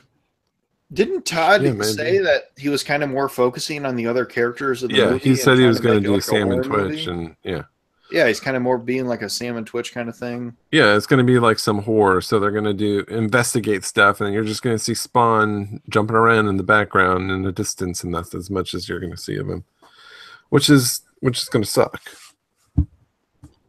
I mean, the coolest thing about Spawn is his red cape. You know, If this movie gets fucked up, I mean, do you think it's dead? It's no recovery, man. I mean, this is the second. I mean, how many times have they rebooted? Somebody Spider-Man? take John Brown's razor blades, man. I know, right? No kidding. But I mean, how many times have they rebooted Spider-Man? And this is only the second live-action Spawn movie since the '90s. I mean, I And Spawn. it's only. I think you they'll have- have one chance to do it right, like with Spawn in it. And I hope they do. I'm not trying to like wish them failure. It No. amazes me how has Spawn not got a deal? Yeah, because probably Todd wants too much control. Is it because Todd wants complete control? Yeah, I think so. Or too much money. Yeah, what, Yeah. He doesn't $5 obviously million? want too much money. He's got a $10 million budget. Yeah, I think he wants a lot of control, because I think I mean, Sony would fucking give $10 million for the rights to that in a heartbeat. He was going from studio to studio because with the script that he wrote, Yeah, is what I heard. So you know, he doesn't want to let it go. He wants to be Hollywood elite. You know, I think that's what he's always wanted for the past 10 years. So what's I hate the? Go ahead. Oh, sorry. And I hate to say it too. It's like, if fucking Marvel gives fucking 12 million to fucking Inhumans, you can give fucking 12 million to, I'm just saying, like, I know it's a separate entity, but I mean, if Marvel can make shit fucking TV shows, they can make one more and just get, you know what I'm saying? Like, or whoever the director was for Inhumans, Spawn, you know what I'm saying? It's like, Don't diss my Inhumans. I know, God. I mean, I don't even if you think it do would have be- high priced Spawn books, it's probably not a bad idea to move them. You know, I can't get a nibble on mine, but that's beside the point. We're in the same boat. They're in the same boat. I got a couple. Man, I wanted to ask you though, like a 12, I got one of the rare, and I can't get a nibble. what is that? The negative variant, one of the highest rated. Yeah, that's nice. Well, that was a 9.4. Yeah, some Well, asshole that- got 9.8. That was Mike's, right? The 9.4. Yeah. Matt, I wanted to ask you, $12 million to the average Joe is like life-changing money, but to make a movie, obviously it's chump change. What movies within that $10 to $12 million budget can you reference for us to like, for the average Joe to grasp what we're talking about? Paranormal Activity. But that had a good following though. Am I right? I mean, that was actually low. I think it was like something around $80,000 or something like that. It was really low. I don't know. At 12 million, it's I don't know. It's I think the first Wick was like what, 20 million? John Wick. I can't even think. Yeah, but there weren't many. Well, I don't know. It's just you're selling a superhero movie, and it's not. I think Todd has an idea that is just so outside of what people want to see. I mean, you can make horror movies cheap because you shoot it low, you hide all the bad makeup, bad special effects with bad lighting. Like you can do a lot you can get away with a lot in a cheap horror film for sure. And that's why, but I'm pretty sure you're not going to see Spawn. Like, it's going to be one of those cases. In the distance, you'll see a red cape, or you look up and on top of a building is a shadow with, again, a red cape. Do you think so? Do you think some ominous music? Right. So it seems like if you're gonna buy Hey, I'm Spawn, guys. I'm up here. if you're gonna buy into anything, it might be Sam and Twitch, because even what is he doing in he was working on something else? Is it Sam and Twitch solo? Or? Kevin Smith has a Sam and Twitch movie or show. I don't, if you're buying now, you're too late. Yeah, and check There's this out. nothing to So buy. There's nothing to buy. Spawn 1 is cheap. You can buy some newsstands. You can buy 9/8s have gone up pretty well. They're almost $100 a pop now. For Yeah, example, so Jigsaw comes out next week. Yeah, that was $10 million, the production budget. I don't know why Todd didn't just sell it to somebody again. I mean, the issue with why it went so bad the first That's time. his baby. Yeah, I agree, Scott. Ego. It was the 90s. Every movie was terrible. This is his baby. Fuck Yeah. Jigsaw. Nice. I mean, look at Blade, right? Blade was 60 to 70 million, but when you start getting, I looked at every Marvel superhero movie budget. Howard the Duck was 30 million, 30 to 40 million. Yeah, Elektra that's was 40 80s to money, 50. which translates to about 60 now. Yeah, and it's okay. So Elektra, right? Elektra, what 2000s? That was like 40 to 50. That was probably mostly in Ben Affleck and Jennifer Gardner. Yeah, I mean, And that was all that money went straight to our bustier in that whole movie. yeah, it's gonna be interesting, man. I mean, I hope Spawn works. You know, I wish JB was kind of around. He, I mean, or even go like if they were gonna go. God, I wish they would do Spawn animated. You know, No, that was the shit. That's what we should do is just fuck going to see the movie. Go watch the Yeah, animated again. Yeah, John Brown, fucking pull a Matt DeVoe, get some speakers, or get a mic and some headphones, and tune in every 3 episodes and. Bring it in, That's man. that's only once every 6 weeks, guys. Yes. Maybe every 8 the way we go. and then we can give our 5-minute Spawn update. Hey, has the movie started? exactly. Yeah, the schedule is great. He could be our Aaron Andrews, just like 3-minute segments. a much hairier Aaron Andrews. Nice. I don't know. I think this Spawn thing is a fucking disaster waiting to happen because the people that want it do not want what he's selling. Well, I mean, where's it going to be? Did he say? Is it going to be theatrical? Yeah, it's gonna be a theatrical horror fucking movie, and I think New Mutants is gonna beat him to that idea That's true. That's a good point. on a much better budget. Yeah, I mean, the smarter way to go. I mean, Netflix is buying everything nostalgia right now, and that's one of those properties that's Let them do an animated fucking Spawn and kill it. or they could do the horror angle and they could keep it cheap and do the whole distance thing and like other shows like Gotham, you kind of work towards building up the show and maybe getting a bigger budget, and then you can. What do you think the first season of Stranger Things cost? Oh, I bet it was super cheap, but that's a good question. I can I'll look it up. It looks super cheap. That's a good question. It couldn't have been much. I mean, there was a I mean, little. Netflix keeps that stuff pretty locked down, but So is Netflix currently in a shit ton of debt, but they're doing so well? I mean, that's just business. I have no idea how they're operating. I mean, they're kind of Well, they're trying to get away from purchasing programming because that's where all their money used to go. Well, so they're you making know, their own. Then it's theirs. I mean, they're stocks. They're making money off of their stocks. And what I've heard is that their goal is to keep their stocks up high and keep their stockholders happy. So that's their method is smart though, because I mean, to renew all these contracts every 2 and 3 years, it's an ongoing fee. If they build enough original content, they pay the fee once. They control the cost, so. I think it's Right. 10 million. I want to say it's around 10 million because the Get Down was 10 million, but it says according to the article it says 220 grand, but I think it would be totally a lot higher than 220 grand. I It mean, might be 220 an episode. yeah, because they're saying 5 million for 13 Reasons Why, but they're saying the popularity of Stranger Things got a show overall per episode bump of 6 to 8 million. Per season 2. It's Yeah. Ray, um, that season those, 1 or like- season 2, right? That's season 2. I'm sorry, that's season 2. So I bet you season 1 probably at like 3 to 5 million probably per episode. So it'll probably be in the lines of like for example, I'm looking up the 10 most expensive Netflix shows. Daredevil, Jessica Jones, and Luke Cage cost about 40 million per season. Wow.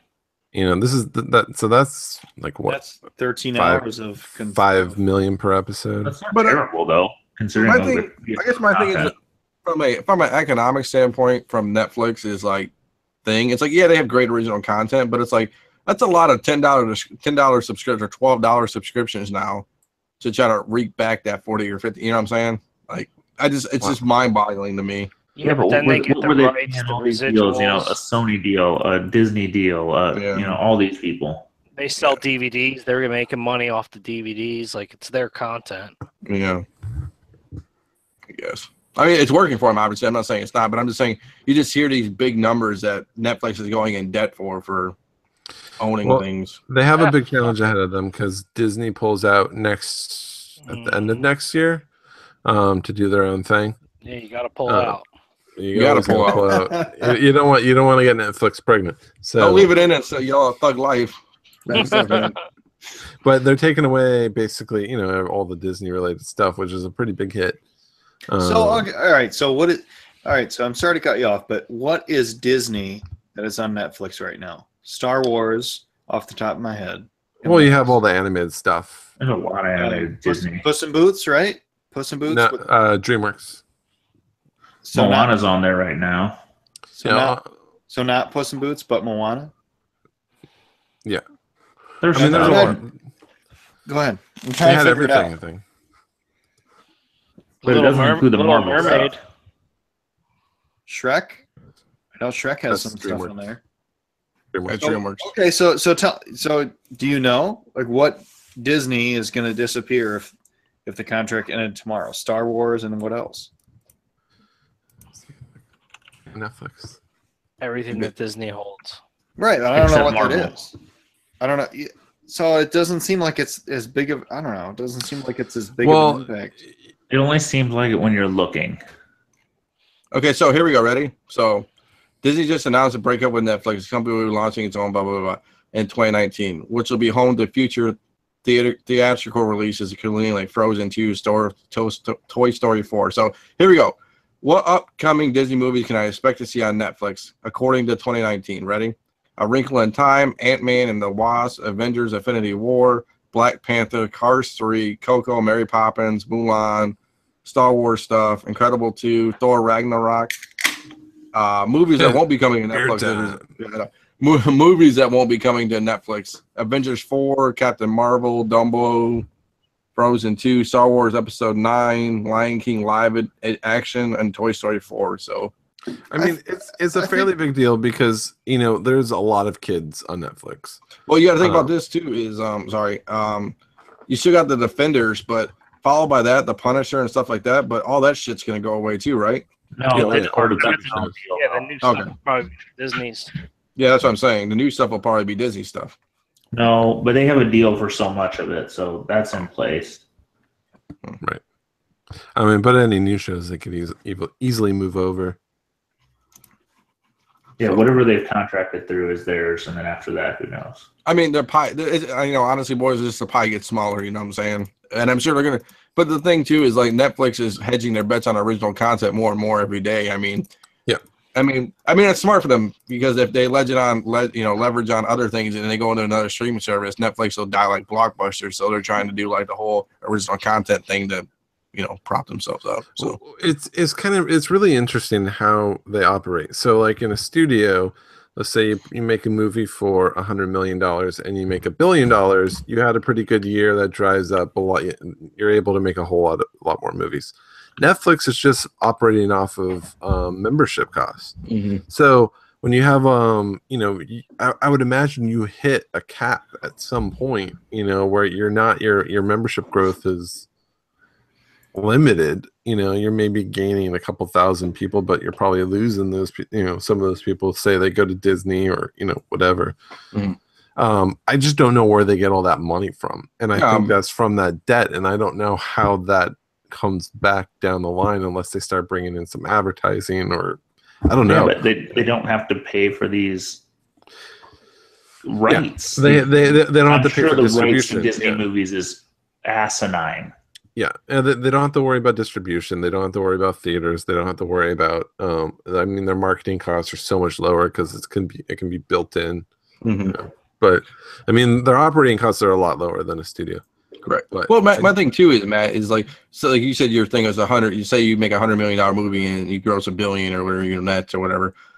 You know, you got 900 million, but how many projects can that buy, and how many projects of that 900 million are going to make another billion? You know, I mean, when you go to Paramount or like bigger studios, you know, Fox, whatever. I mean, that's a probably better chance than going to, you know, Joe Schmo's fucking, you know, movie studio. But still, I mean, yeah, you got 900 million in marketing and all. You know, you say 900 million, say that's 9 new movies, you know, and then you have marketing at the end of the day, you know, to market those 9 movies and stuff like that. I mean, to have one big shot like that, and then you could go 0 for 10, you know, technically. Oh yeah, 0 for sure, absolutely.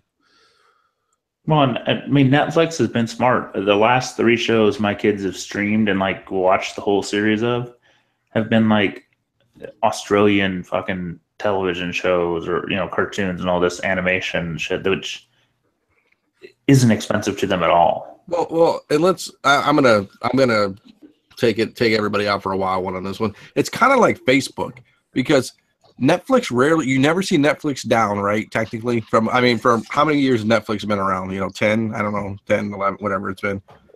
No, it's been around longer than that. Okay, I don't even know. So probably what, 90? What is it, 99? DVDs back in the day. Well, I mean, I'm saying, okay, so from an online standpoint, from a streaming standpoint, you know, for however long, it's kind of like Facebook. You've never seen, you know, Netflix is a big commodity here. You've never seen it kind of go down. You know what I'm saying? Like, for an extended period of time, you know, it's always up, you know, from a streaming standpoint, that's the 97. So, you know, wow. That's what Ray said. So 97. That seems way early. Yeah. It was still, DVDs though. Yeah, I think it was DVDs. Yeah, but okay. It didn't DVDs. Say it was even 2007. So 10 years. Well, I'll even say 2007. I mean, that's their greatest strength, that millions and millions of users are using this system and streaming content. And yeah, it's on your local, you know, stuff, but the website's never been down. I mean, that's their big thing at the end of the day when they come back and do stuff. So the Facebook effect, that's what I kind of call it, you know, because if you ever, social network or Facebook in general, you know, their big thing is we're never going to go down, you know. So I can't believe they haven't had a pickup yet, like a drop off or something of that nature. For Netflix? Yeah, for Netflix, like being down. Netflix had a huge drop off when they were trying to split with the Quick or whatever. No. I meant from the streaming standpoint. Like the website's been down. You know, the website's actually been down. You know? Gotcha. Yeah, I don't know where these new subscribers come from. It's like, who doesn't have Netflix these days? My parents don't have Netflix. It's probably a cycle of retention and baby boomers who actually retired and set up Netflix. You get people that drop out and then come back a couple months later. Or there's people do that with HBO Go, you know, or HBO Now. It's like one of my buddies just does it. He just renews it when Thrones is on and then drops it. Yeah, I know. Like I have Netflix. I share it with my sister, and they buy Hulu and they share it with me, and then I share like HBO with my parents, and then I share and then we have like Prime, just because you order so much stuff on Amazon, it's just there. But I mean, there's a lot of crossover with all those too. Yeah. But, I mean, there's a point where you can it'll be nice to actually cut the cord, you know, with DirecTV and stuff like that. I got rid of my cable, dude. I love it, dude. I thought I'd miss cable, but with streaming and streaming sports events, I thought sports events would be a pain in the ass, but there's some great streaming sites right now that have great games going, and it's never down. It's awesome. Yeah. I dropped cable maybe 5-6 weeks ago. I've saved so much money, Z, dude. I've saved $110, dude. I don't miss it. I mean, we did the PlayStation View, which isn't terrible. And really, I mean, all I've watched on that is The Walking Dead and some sports.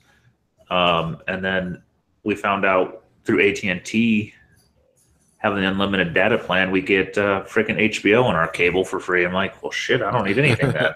Nice. Well, I was totally prepared to cut the cable, and I called DirecTV to cancel. And they were like, oh, well, we'll give you NFL ticket, and we'll give you, I'm like, I don't really watch NFL ticket. And they're like, well, we'll give you all the movie channels. I'm like, I'm fine. I'm just going to cut the cord. And they're like, well, we'll give it to you for like 60. We'll give you everything for like $60. I'm like, I don't really need it. I'm prepared to cut the cord. I want to cut the cord. I want to cancel. We'll give you money to keep our city service. So they keep going. They're like, well, we'll give it to you for like $40. I'm like, no, I don't need it. They're like, okay, what do you want it for? I'm like, $20. They're like, done. I kid you not. So for a year, for 2 years, it's frozen at like $22 a month. Dude, so, Jesus. Dude, it's like a crackhead back at 7-Eleven. Like, I'll suck your dick I'll suck your dick for $1. Dude, my wife had to call and spend 4.5 hours on the phone to get our Uverse canceled. They like transfer around and said no, and it was a nightmare. Oh, my cable company comes back like every other month and like, hey, we're with our cable Spectrum. And they're like, hey, you want cable? I'm like, no, bro, I had your cable. He's like, what's wrong with it? I said, I don't watch it. He goes, oh. I go, yeah, I just have internet now. He goes, well, if you package the cable with the internet and get a landline, I can give you for the I'm like, dude, no. I said, I'm not even going to use a landline. I'm like, who are you? I didn't ask for a time machine to go back to 1997. Yeah, no shit. I mean, and the problem was, I mean, their internet was okay. But I mean, I was paying $100. Okay, so I had 2 boxes. I had 2 DVRs that I had to upgrade, mind you, so I can use the app, their app, to like when I'm not at home. Like, hey, I want to record this. I had to upgrade, which was like a $10 fee more, which pissed me off. And then I had internet, which was like I think $200 or $300 down, which wasn't that great. And then and that was $179 a month. Yeah. I was like, dang. And that was just basic too. That was no extras, man. Basic on both. I mean, in high def, obviously, but no, always negotiate. I mean, I was negotiating for years as it was, like before that, whenever it got up too high, you'd be like, I want to get it for this price. Then. Well, I mean, I would, but the Bright House is so worse. Spectrum got moved to Bright House, but it was taken over by Charter. Bright House sucks. Yeah, Bright House, Charter, Spectrum, whatever you want to call it nowadays. Their customer service is awful. It's like people who don't give a shit, and it's like you try to call, nobody picks up the phone. I swear, like all the like problems, I had to go there and like just literally drop off all my stuff. I'm like, I really don't want. I'm not even gonna. I don't even just disconnected. So Bright House cut my service off over like a $5 fee one time, and I just went and threw the boxes at them. Yeah, because it was like a discount went, and I had just paid by auto draft or something, just had a standard check going out, and they're calling and harassing me. I'm like, I want my $5. I'm like, fuck off. Where's my $5? Yeah, literally. I did WoW. I went to WoW for just internet. It's not bad. I pay $50 a month, dude. Not bad. I'll take it. Does it make you say, wow? Wow. Can we please talk Shazam for a minute, though? Yes, we can talk about your fucking Shazam. I didn't even talk Beast Boy for like 30 seconds, but I want to talk about Shazam. We haven't talked comics all fucking day. Sure, let's talk about Shazam. We've been bitching about internet. We've been bitching about fucking cable. I don't know why Sell Your Deathstroke stuff is in the Shazam category, but we'll talk about that too. Well, that's a Paul's problem, man. Yes. Anyways, keep going. Talk about your Shazam. Well, I mean, all right. So they cast what's his name, Zachary Levi. And everybody's like, oh, he's a little guy. How are they going to be? I'm like, would you rather have somebody that act or somebody that is big? I mean, are you telling me John Cena is going to be better? I hope so. John Cena's good. Don't you diss on John Cena, man. I am not saying John Cena's not funny, but I don't think he has a range. John Cena would beat the piss out of you, Z, if he heard you talking about him like this. Yes. I mean, I just want to hear the trumpets come out when he comes out on screen as Shazam. It'd be awesome. Shazam's a weird character, though. You got to have a little bit of could have a little bit of like kid likeness to you. Correct. I agree. You can't have hawking fucking Shazam and then have a hawking kid. It wouldn't make. Yeah, I understand. Well, I mean, if you guys watched Young Justice, he's kind of like he's a kid-like superhero. You need somebody that's a little kid-like, you know? Yep. I don't know. Yep. I agree. No, I agree. I mean, John Cena fucking is not kid-like. He's, I will kill you. Yeah. Yeah. No, I mean, I think it'll be good, dude. I mean, but like you said, I mean, it's a wait and a hold, or it's not, it's like it's tough for April 2019. I mean, that's a long way away. I mean, a lot of things can happen too, right? I mean, well, that's the thing is nobody's even really specking on Shazam. Everybody's specking on fucking Black Adam because Shazam, there's nothing to spec on. Yeah. First appearance is a fucking $100,000 to $1 million book, and there's no goddamn copies of it. I think there's a B-Dash restored 1.5 last time I looked for a number I can't even swallow, and that's about it. And then you could buy his 70s number one, but there's a million copies of that. And he's actually he is a really fun character. Like on YouTube, one of my favorite clip things that they have on there is Shazam through all the cartoons, transforming from Barry Batson or into Shazam, and it's actually pretty cool. No, I think it'll probably be a good movie. I just spec on Shazam himself is impossible. I can see it being a good kids costume too, since Halloween's right around the corner for April, like around April 2019. A lot of kids dressing up as Shazam or something like that. Dude, what's wrong with your cape? Yeah, got the shorty cape. Yeah, the shorty cape. Oh shit. I don't know. I don't think it's a terrible casting. It's different than everybody wanted, but fuck it. Yeah. No, I mean, I thought Jason Momoa was fucking Aquaman. Hey, I'm piling books away, man. Okay. I'm not saying it's a bad thing. It's just outside the box. Yeah. I think it'll do decent. And my argument is none of the Supermen are huge guys, and Shazam always looks like Superman. Yeah, in the latest trailer where he's like, "My man," I'm like, it doesn't strike me as it's not very Aquaman-ish. Hey, I don't want to hear that. But yeah. I'm intrigued. I pulled my Aquaman 1 off eBay. I'm like, fuck it, let's see how it rolls. My Aquaman 1, damn it. God damn it. I wish I never sold that book. Dude, I can't get an offer higher than what I paid you, so don't fucking worry. Okay, good. That kind of makes you feel better, I guess. So I am a long way from making money on that book, but I can't believe that's a beautiful book too, man. God, it's sexy. Yeah, I know. I'm like, book is it? Aquaman #1. It's either gonna make me money in the next couple weeks or it ain't. Yep. I got it. So I got the time. I got it off a shitty Craigslist deal, and it was in Nashville actually, and my cousin hooked me up with it. Thank God. And I paid about decent amount of money, I guess. And I sold my 1 to Z, and it came back graded. It was what 6.5 Z. No, it was only at 5.5. 5.5. Still a good book. I mean, Yeah. 5.5, and it was beautiful, man, for a 5.5.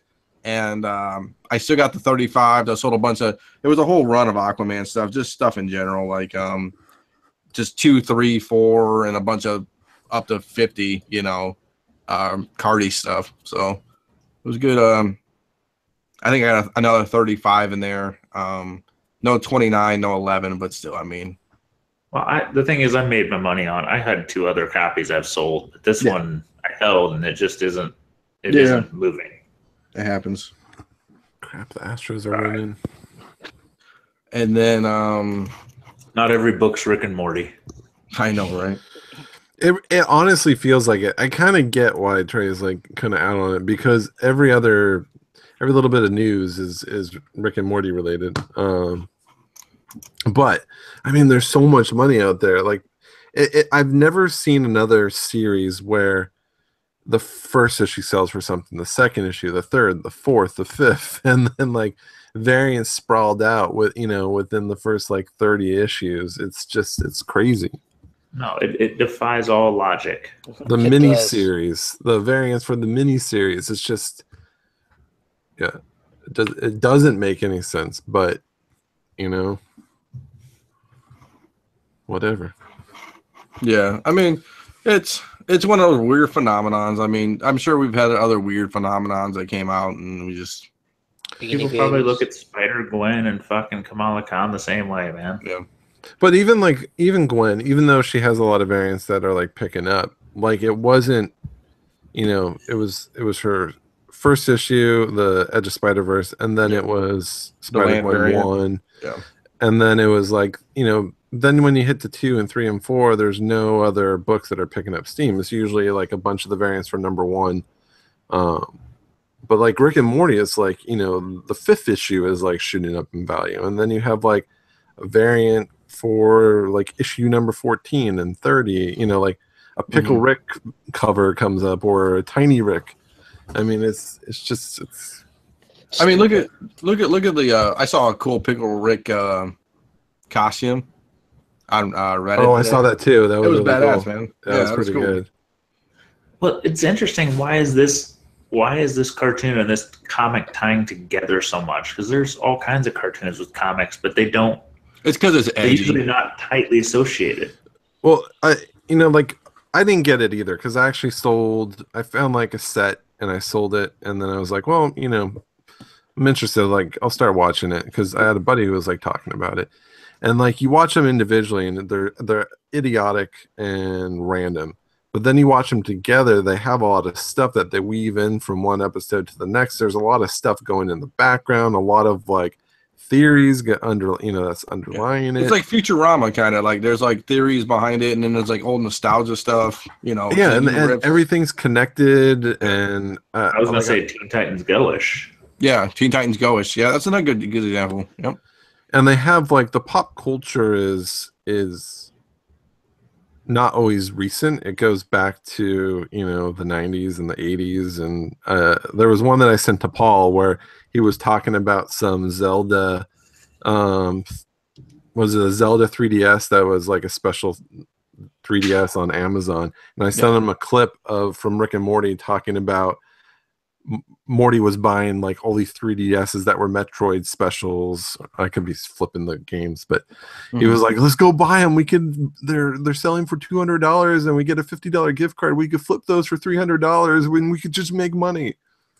I was like, "It's it's relevant. It's ties into things that we that we remember, and like someone said on chat, SMMC." It's a well-written show. Yeah, well, and the thing too is it's well written, and it's like it's a different take, I think, on South Park, because South Park's like always with current events kind of thing. Like they can do an episode every week, and it's always on the current event of the week kind of thing. Yep. But this one, I mean, it's good because it has nostalgia from the '80s, so they don't have to be so current about it. But so it's well connected, and they always can come back and do callbacks and stuff like that. But it's not like insane callbacks like Family Guy style where it's like the same callback for every second. Yeah, it's like every time there's a callback. Yeah. It's the show, like Family Guy is all set up. Yeah. And I loved and still love, like I loved The Simpsons and South Park, but I was watching them for 20 something years, if not longer. I can't watch them anymore just because it feels the same. Dependent, regardless of how smart it is and how well written, and those guys are geniuses. Matt Stone and over the Trey Parker. Trey Parker. I mean, those guys are awesome. But I think Rick and Morty is it's in that same vein, and it's just different. And I started getting into BoJack Horseman on Netflix. Oh yeah, that looks interesting. It's funny. I think it's funny. I think the difference so the audience knows we're probably canceled as a podcast for Trey because of all this. Yeah, I know. Too much. We lost him. Yeah, he's gone. He's like, screw this. Hey, should we say, Trey, if you're listening, you should have not listened to the last 30 minutes of it. He's not listening to it anyway. But I get the hate too, because if it's not your humor type, it's in your face all the time. Yeah. And if you don't like something and it's just in front of you, it can be terrible. I think I showed Leg. Like, it's funny because I got Leg on it because I think I showed Leg when it first started in season 1. I was like, hey, dude, you got crude humor like me, and you think shit's funny like that. I go, just give it a try. And I told him, I gave him the caveat in the beginning when I showed him the link, like, hey, it's kind of crazy, but just stick with it. And it gets funny, trust me. And Right. Leg likes it. Leg loves it. Well, my favorite parts of it are when they go off script, is when Justin Roiland is just like when they go to the interdimensional cable. That's probably the stuff that I get into. It's very raw. You could hear him laughing and they just keep it, that's the stuff that's kind of fun to me. You know what? It's even a great one is I've been watching Harmon Quest too. Have you been watching Harmon Quest? No, I haven't watched that. So Harmon Quest is Dan Harmon, one of the creators of Rick and Morty. Yeah. He does like a Dungeons and Dragons type of role-playing game. Yeah, I kind of remember it. Yeah, and then what he does is they animate the interaction, what they're having, and they bring like a celebrity character on and introduce them into their Dungeons and Dragons campaign, and they become a new member. And basically, they have like a guild master kind of guy, or like one of the guys who like directs it, and he sets up the adventure, and then him and a couple other people are like the main characters, and they just do an animated series and they cut in like real time, real live clips. It's pretty good. Sounds good. I'll have to check it out. Yeah, it's good stuff. I mean, and I think Jimmy said it that, this people will move on from the show in a couple of years, and maybe they don't. I mean, South Park and Simpsons are still going, and for a reason. It's because they stayed relevant. I don't know. It'll be interesting to see what happens with that show and what happens with the books. Like, can they stay that high? I doubt it, because I doubt it too. So high. I mean, like yours might be a whole different story because it's just so limited. But I mean, the regular stuff, it'll go down. I mean, yeah, and like Sean and I actually went in and bought the Nerd Block, the Nerd Block recalled one, where there's only like 30 or 40 copies of that. We bought it from the Ani guys. So I'm kind of interested to see what that'll do. I don't think a lot of people know about it. I don't think so either. And I mean, I'm a huge fan of like recalled stuff, so it's it'll suck to get rid of it, because it's one of those books like once it's gone, they never come back up. Yeah. Once it gets folded into collections. Yep. And if you're someone that's paying for buying these for like $600, you're not just going to sell it for $700, Yeah, you're going to try to make some money on it. I mean, yeah. And I think a lot of these people just want it. Yep. I mean, I sold a 9.4. I mean, 9.4, the Nintendo Power variant, which, I mean, there's a bunch of 9.8s on there. I can't believe mine sold for 9.4, but I mean, it did. I thought I was going to be the guy the one who's holding this book forever while all the 9.8s dry up. So they must have dried up, or somebody thought it was a decent deal. Yeah, there's only one 9.8 left. Yeah. And I think you guys had 9.8s up there, right? And those moved? Yeah, we had 9.8s up there when we moved, and I think, Scotty, you have another one, right? Yeah, there's a couple floating around. Yeah. Yeah, like I got some graded from Baltimore too, but I haven't done anything with them. Yeah. Part of me I really want a Nintendo Power 1 9.8. So it'd cool. It would look really good next to that. Yep. Is that even possible? I mean, it's kind of hard because, those were all mailed out to people. So one, they had to survive the mail. Yeah. And then two, you had to get it and then treat it nicely, which, I was, I think 6 years old when I got my first issue. And I beat those to, you rolled them up and looked for the codes. Yeah, it was like, man, that Nintendo Power was the highlight. That was like the best mail days when I was a kid. When you got, I mean, there's some good copies on here. I'm just scrolling right now, but I mean, there's one for like $200. It's probably the best copy you're gonna get, but it's not 9.8. Let's just put it that way. Yeah, I know, and that's the thing. I've never seen a 9.8 come up. I think there was an 8.0. There's an 8.0 last time I saw. Yeah. On eBay. You guys just have to get to the mindset that 9.8 is not always feasible. Right. Yeah, I mean, like you said, like Golden Age covers. There's all 9.8 Golden Age covers. 9.4 might be the fuck that. 9.8 or bust. Yeah. Listen, I have a collection of 9.8s and fucking sub 3s. So yeah. And I did just break down and buy my first fucking restored book. So fuck off. Oh man. Double clown cover. I can feel it already. I'll take a restored Nintendo Power one. Yeah, the only graded one is an 8.0 up right now, which is for $400. Yeah. Fuck that. You can do better than that. Yeah. Yeah. But yeah, man, that's nostalgia right there. I mean, there's so many Nintendo Powers I would love to have too. Does somebody want to talk about 12? So I don't sound like a fucking jack off. About what? Number 12. So we talked about your Shazam. Oh, you're drawing again? Yeah. I don't want to sound like an elitist. Yeah, so drawing again. I've been posting some of my artwork in CBSI art. You know, I'm drawing hands like Liefeld draws feet, so I'm sure I got a Marvel contract running my way. So now, did you used to draw a lot? What's your history? But okay, so I mean, I took art class back in the day. I obviously I'm no fucking Michelangelo, Leonardo da Vinci, or anything like that. I can do hands, like detail hands. Like if you look at your hand and draw your hand, I was pretty good at that. It just I can do. It's weird because I can do, like, if I see something, I can pretty mimic it. You know what I'm saying?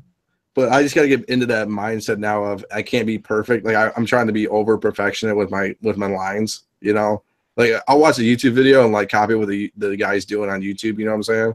It just comes out a little funky because I'm so trying to be perfective of lines. You know what I'm saying? But sure. But it's just obviously it's something that's just different. You know, that I need to I just need to keep practicing at. Line work obviously is the fundamentals of drawing. Obviously, besides shapes and proportions, obviously. But a lot of people want me to do a comic book charity cover. I'm not opposed to that. I could do something. Next CBSI auction, it's Dino N.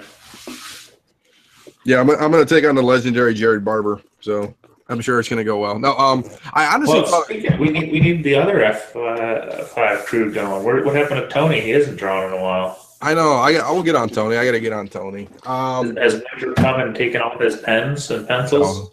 I think the frozen tundra has. He had to turn them into spears. Pretty much. Minnesota has frozen over already. I mean, I used to draw a lot too. It's been a while. Like I even went to college and I was going to major in animation, and I switched. I liked film so much that I kept that as a major and minored in animation. Yeah. But we had to make a couple hand drawn animated films, which was a nightmare. but it was awesome. I started, it's funny. The reason I really got back into it is I've been playing Cuphead. Have you heard about Cuphead yet, Matt? Mm-mm. So it's like, it's like rubber hose animation style from like back in the, Steamboat Willie kind of sure. Yeah. era. It's kind of cool. I'm trying to find something that's I actually can. Yeah, we had to before we could do digital, we had to sit down and do it on cells, and you do your background, you do your layers, and then you sit down there in front of this massive camera and shoot each frame one by one. Oh man, so grueling. Here's an image in the chat, and the Hangout chat. So I started doing something like that, and then oh, that's cool. Yeah, it's cool. And I thought, I could start getting back into drawing, but yeah, I mean, you see my stuff. It's okay. It's nothing crazy, but no, I mean, I thought of a cool. I guess I'll let the cat out of the bag. Kind of. I thought of a cool one is doing a cartridge swipe of Castlevania, but putting Wolverine and Magneto instead of Dracula and Oh, it's funny. Z and I were having this conversation. Why aren't there more Nintendo homage covers? Because all the ones that are out there do really, really well. Yeah, like DuckTales, the DuckTales one, the 8-bit. Yeah, the DuckTales, and now the Rick and Morty, which is well, I mean that's a stretch as Nintendo Power, but class and NES. You could even do Nintendo 64 and Super Nintendo. You could even do Genesis. I mean, they would be. I would buy them. Even if they overdid it, like the Star Wars action figures, I would buy them all, just because of that nostalgia factor, and they would look really good in a slab. I mean, yeah, and like you could do Excite Bike. I mean, there's cool ones. Life Force. I mean, Well, Metal there's Gear, there's Kid some Icarus. properties out there that are already there. Like there was a Mega Man series. Why didn't they ever do one for the Mega Man series? There was some just obvious stuff, you know. Man, just thinking about it now, why isn't there a Metroid comic? There needs to be. Well, how about that one? I'm posting it. So that's GI Joe. GI Joe.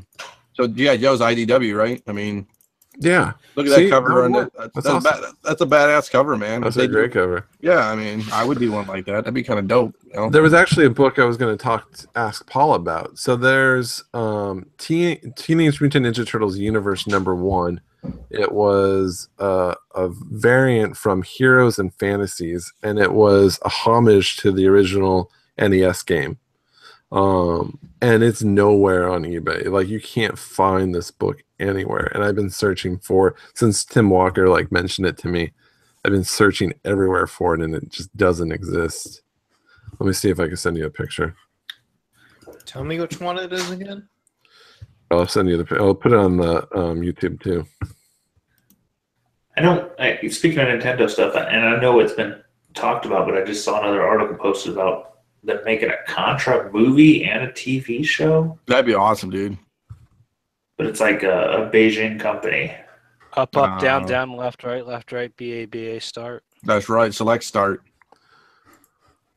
Some wrestler made a move after and called it that. That's kind of awesome. I saw that cover the other day, I think. It's for the original Nintendo game. You know, the one where you spend all your time in the sewer.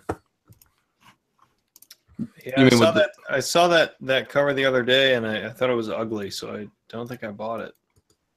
Yeah, if you find it, let me know. I want it. It's extremely hard to find, apparently. Is that what you're saying? Yeah, I can't find it anywhere. And it's one of those. It's a throwback to like the old NES games, and I remember that first Turtle game pretty fondly.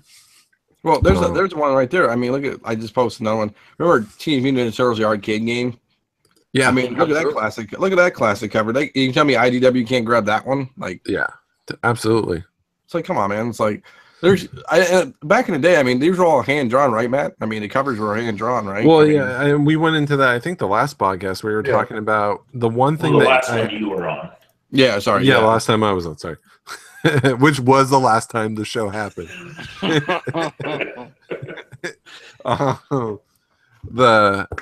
We were talking about video game original art. You don't see it's just not out there. Like, you do a random Google search for original comic book art or original video game box art, and you can't find anything anywhere. Mm-hmm. Could you imagine owning the original art for any of these games? Yeah. You know, they would go for, when you can buy, like it was one thing we were going to talk about was some of the video game prices. But when people are buying consoles for 10 grand, there's so much money in the nostalgia gaming market. Mm-hmm. Any of those original art, anything Atari, Genesis, I mean, for any system would be massive. So I just wonder where all this art is, and I think it's just sitting in some of the creators' garages, and I'm sure most of it's destroyed. Nintendo probably has their own vault, but for all of those, the rarity of it is, how many Metroid games were there? How many Mario games were there? Only so many. Right. Yeah, you're talking. There's hundreds of issues, and right. 16 to 32 pages an issue. Yep. But none of it was digital back then, so I mean, they got to be somewhere. Well, oh, and I was looking up the census for Nintendo Power. The highest grade on there is an 8.0. There's one qualified 9.2, but there's only a total of 13 graded. Wow.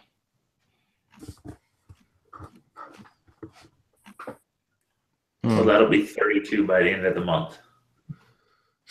But I think a lot of a lot of collectors like myself are going to start moving towards that, towards those nostalgic magazines. Like, I think early Nintendo Powers are probably a good buy.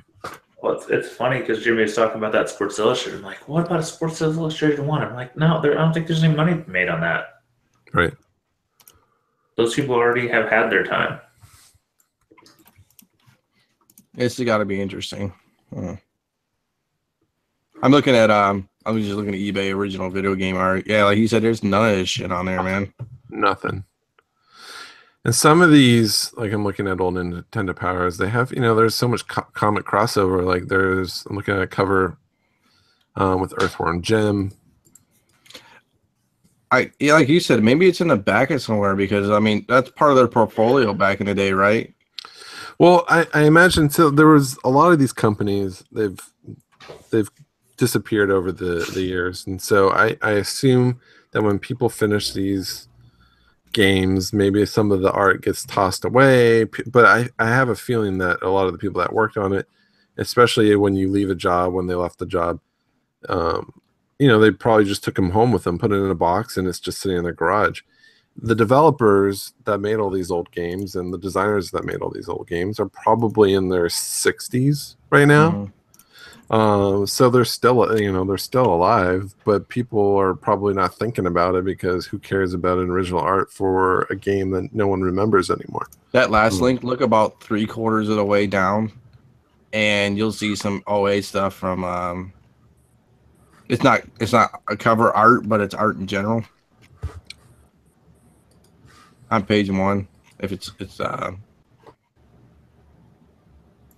take a look. Where the robot guy, the robot head? No, the one down from that, a couple down. If you're in the listings. Oh, okay. But can't you see it? Let's go all the way down. Oh, I see it. Boombots? Yeah, Boombots. Original Earthworm Jim stuff. Yeah.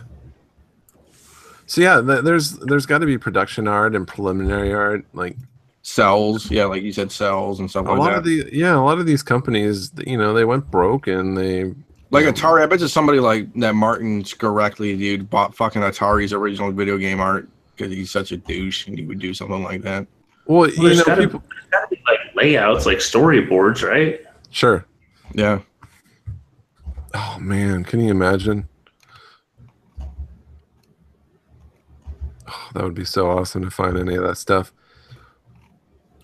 I mean, yeah, if people are on the lookout, I mean, Chung said he wants some of the Wizard magazines that are graded. Yeah, I would love Wizard magazines graded, but there's not much. Like I just did a search. Wizard magazine, there's not many. Yeah. No, it's tough stuff, man. I mean, that would be cool. I mean, like maybe it's already, I mean, I guess you can't grade original art. So, I mean, I don't know, man. I mean, yes, I got video game original art. Yeah. Oh, that's right. Z does. Fucking obscure ass video game original art, but fuck off, it is. How hard was it, dude? Was it hard to find? It was random. Like nobody else was looking, so I found it. Nice. Did you get it for a good price? I have no idea. I can't find the comic though. Oh, yeah. Yeah, but yeah, to Z's point, it's just hard to find this stuff. Like, because there's only you mean one into game. The search parameters. There's probably something there. We just don't know how to find it. You need Tim Walker to dial in the matrix and just look at the ones and zeros and go, there it is. Right. I mean, I bet you, honestly, boys, I bet you if anybody's going to have it, it's probably going to be like Heritage or. No. I've never seen any.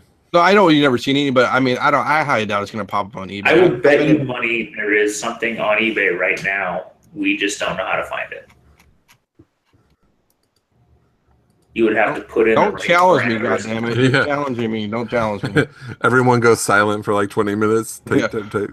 Well, but it's like, it's some obscure game, some obscure something. There's some cover for something. You got to find that like magic combo to find it because it's not. I won't erase this podcast. I won't even publish it. No, I'm joking.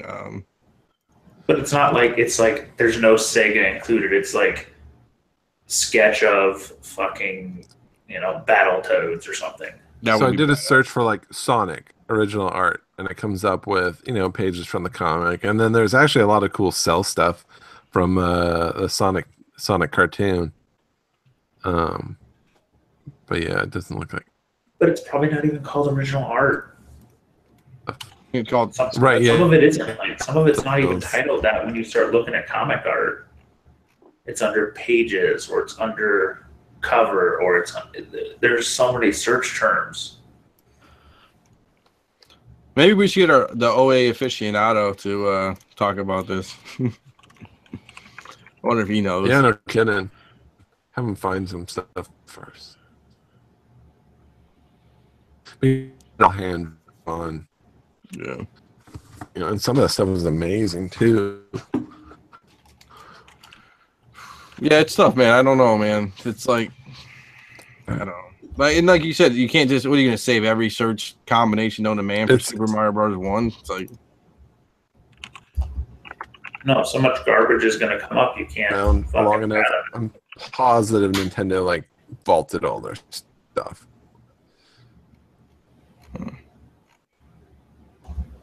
Have all their stuff, but then there's all these smaller companies.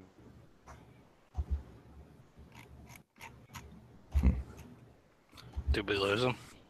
I don't know. We might have. It is Matt. We lose him once in a while. I mean, that's what $20 worth of internet gets you. Yeah. What? No, No, you were cutting in and out there for a minute. I was. It must. Yeah, you were. It must be windy over in. The waves must have been crashing over in LA. Yeah, it's like, yeah. How do you? I guess so. I don't know. That'll be on my things to do list to try to. I might have. Oh.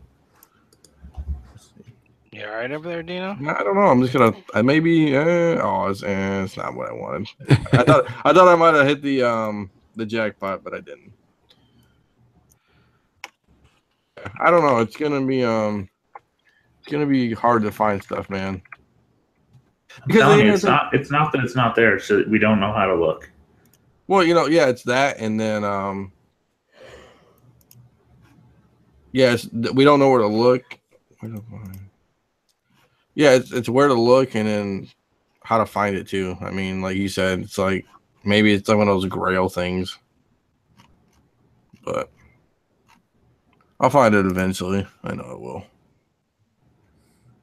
Some dude's basement in Detroit That you pull it out of the bag for. Yeah. And look at it. In the backseat of a car. In the backseat of a car. Oh, all right. I think we'll wrap it up, guys. It's been a good night. A few topics down. Well, Paul, where you been the last hour, bro? Yeah, we haven't had a Paul's problem yet. Yeah, we need a Paul's problem at least. I'll wrap it up with a Paul's problem. All right, let me pull out my notebook. A broiler issue, right? I used to work at this pizza shop, and my mom knew the guy, so he got me the job. He didn't know what he was in for, but Poor guy. Did the insurance in the place go up like 3 times? man, I fucked up everything left to right. And I could go over it. Maybe we'll cover it. I don't know. I'm pretty fucked up right now. So I think some of the highlights. There was a Motel 6 behind us. So this guy came in, and there is. And you could just tell this guy was with a prostitute because he was asking her all these basic questions, like what do you like in her pizza and all this shit. So we knew what he was up to. That was pretty funny. But I couldn't operate at this pizza shop. Like I just couldn't remember what was on the sandwiches, and I like hit my hand on the oven, so I dropped the sandwich once it was made, and just all sorts of fuck ups. But probably the best one was when I paid someone to eat there, because I didn't do the register that often. But so this old man and this old lady came up for their buffet meal, and I was like trying to figure it out, and I was nervous because I'd never done the register before. And the old man was like, no, that's right. No, you're good. That's all great. And they left. I was like, I think I just fucked up real bad. I think I just paid these people to eat here. So I got my manager, like, I think I just messed this up and pay these people to eat here. Can you please double check? And lo and behold, yeah, their bill was basically zero because I didn't know what I didn't know how to count to 20 at the time, apparently, and so I just took it out of my tips. I'm like, please don't put me in the register ever again, because that was just it was so embarrassing. This other time though was pretty good. This is the last story. We had this homeless guy come in, and he was standing in the dining room, and for so long that customers actually came up to the register like, you know, this weird guy's out here. He actually just took a piece of pizza from the buffet and started eating it. And then my manager went out there and gave him some shit. And she was like, well, just let me go to the bathroom and I'll pay for my pizza and I'll leave. So then at the very end of the night, I'm cleaning up, dumping the trash cans and whatnot. And in the garbage is this guy's underwear that he took off, all skidded up and shit. Yeah. He signed it in brown marker. And and I was like, this is just what? So this guy just wandered in, and there was just all sorts of fucked up shit. Wandered in, shit his pants, and left. Yeah, pretty much. Came in, free piece of pizza. Been there. Went left. He came in, left commando. But that whole job was just something else. Jeez. So I guess the Domino's pizza works well then, huh? No, it was bad. Man, holy crap! Just looking up Nintendo Powers. If you ever find any near mint Nintendo Powers, buy them. Because anyone, a whole bunch, any issue sells for a chunk of change, like 50 to 100 to 150 bucks per issue. I think I found it, Matt, where to find original video game art at, but we're going to talk about this offline. Yes. Cool. I'm going to leave the people in suspense. I don't care. I can leave you in some suspense. I felt that was a pretty crappy Paul's problem, so I'll leave you up. It really was a crappy one. It kind of was. I think you're phoning it in. You can't win every show. I feel like I had pizza. Crap. My presentation was bad. Yeah, you were kind of half-assing it. Next podcast, I will tell you, the audience, how I almost killed my two older brothers in two separate instances. Stay tuned.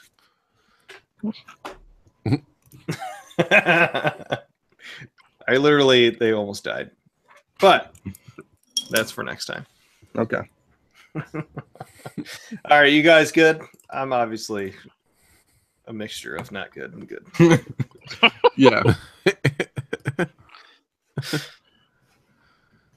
We killing it?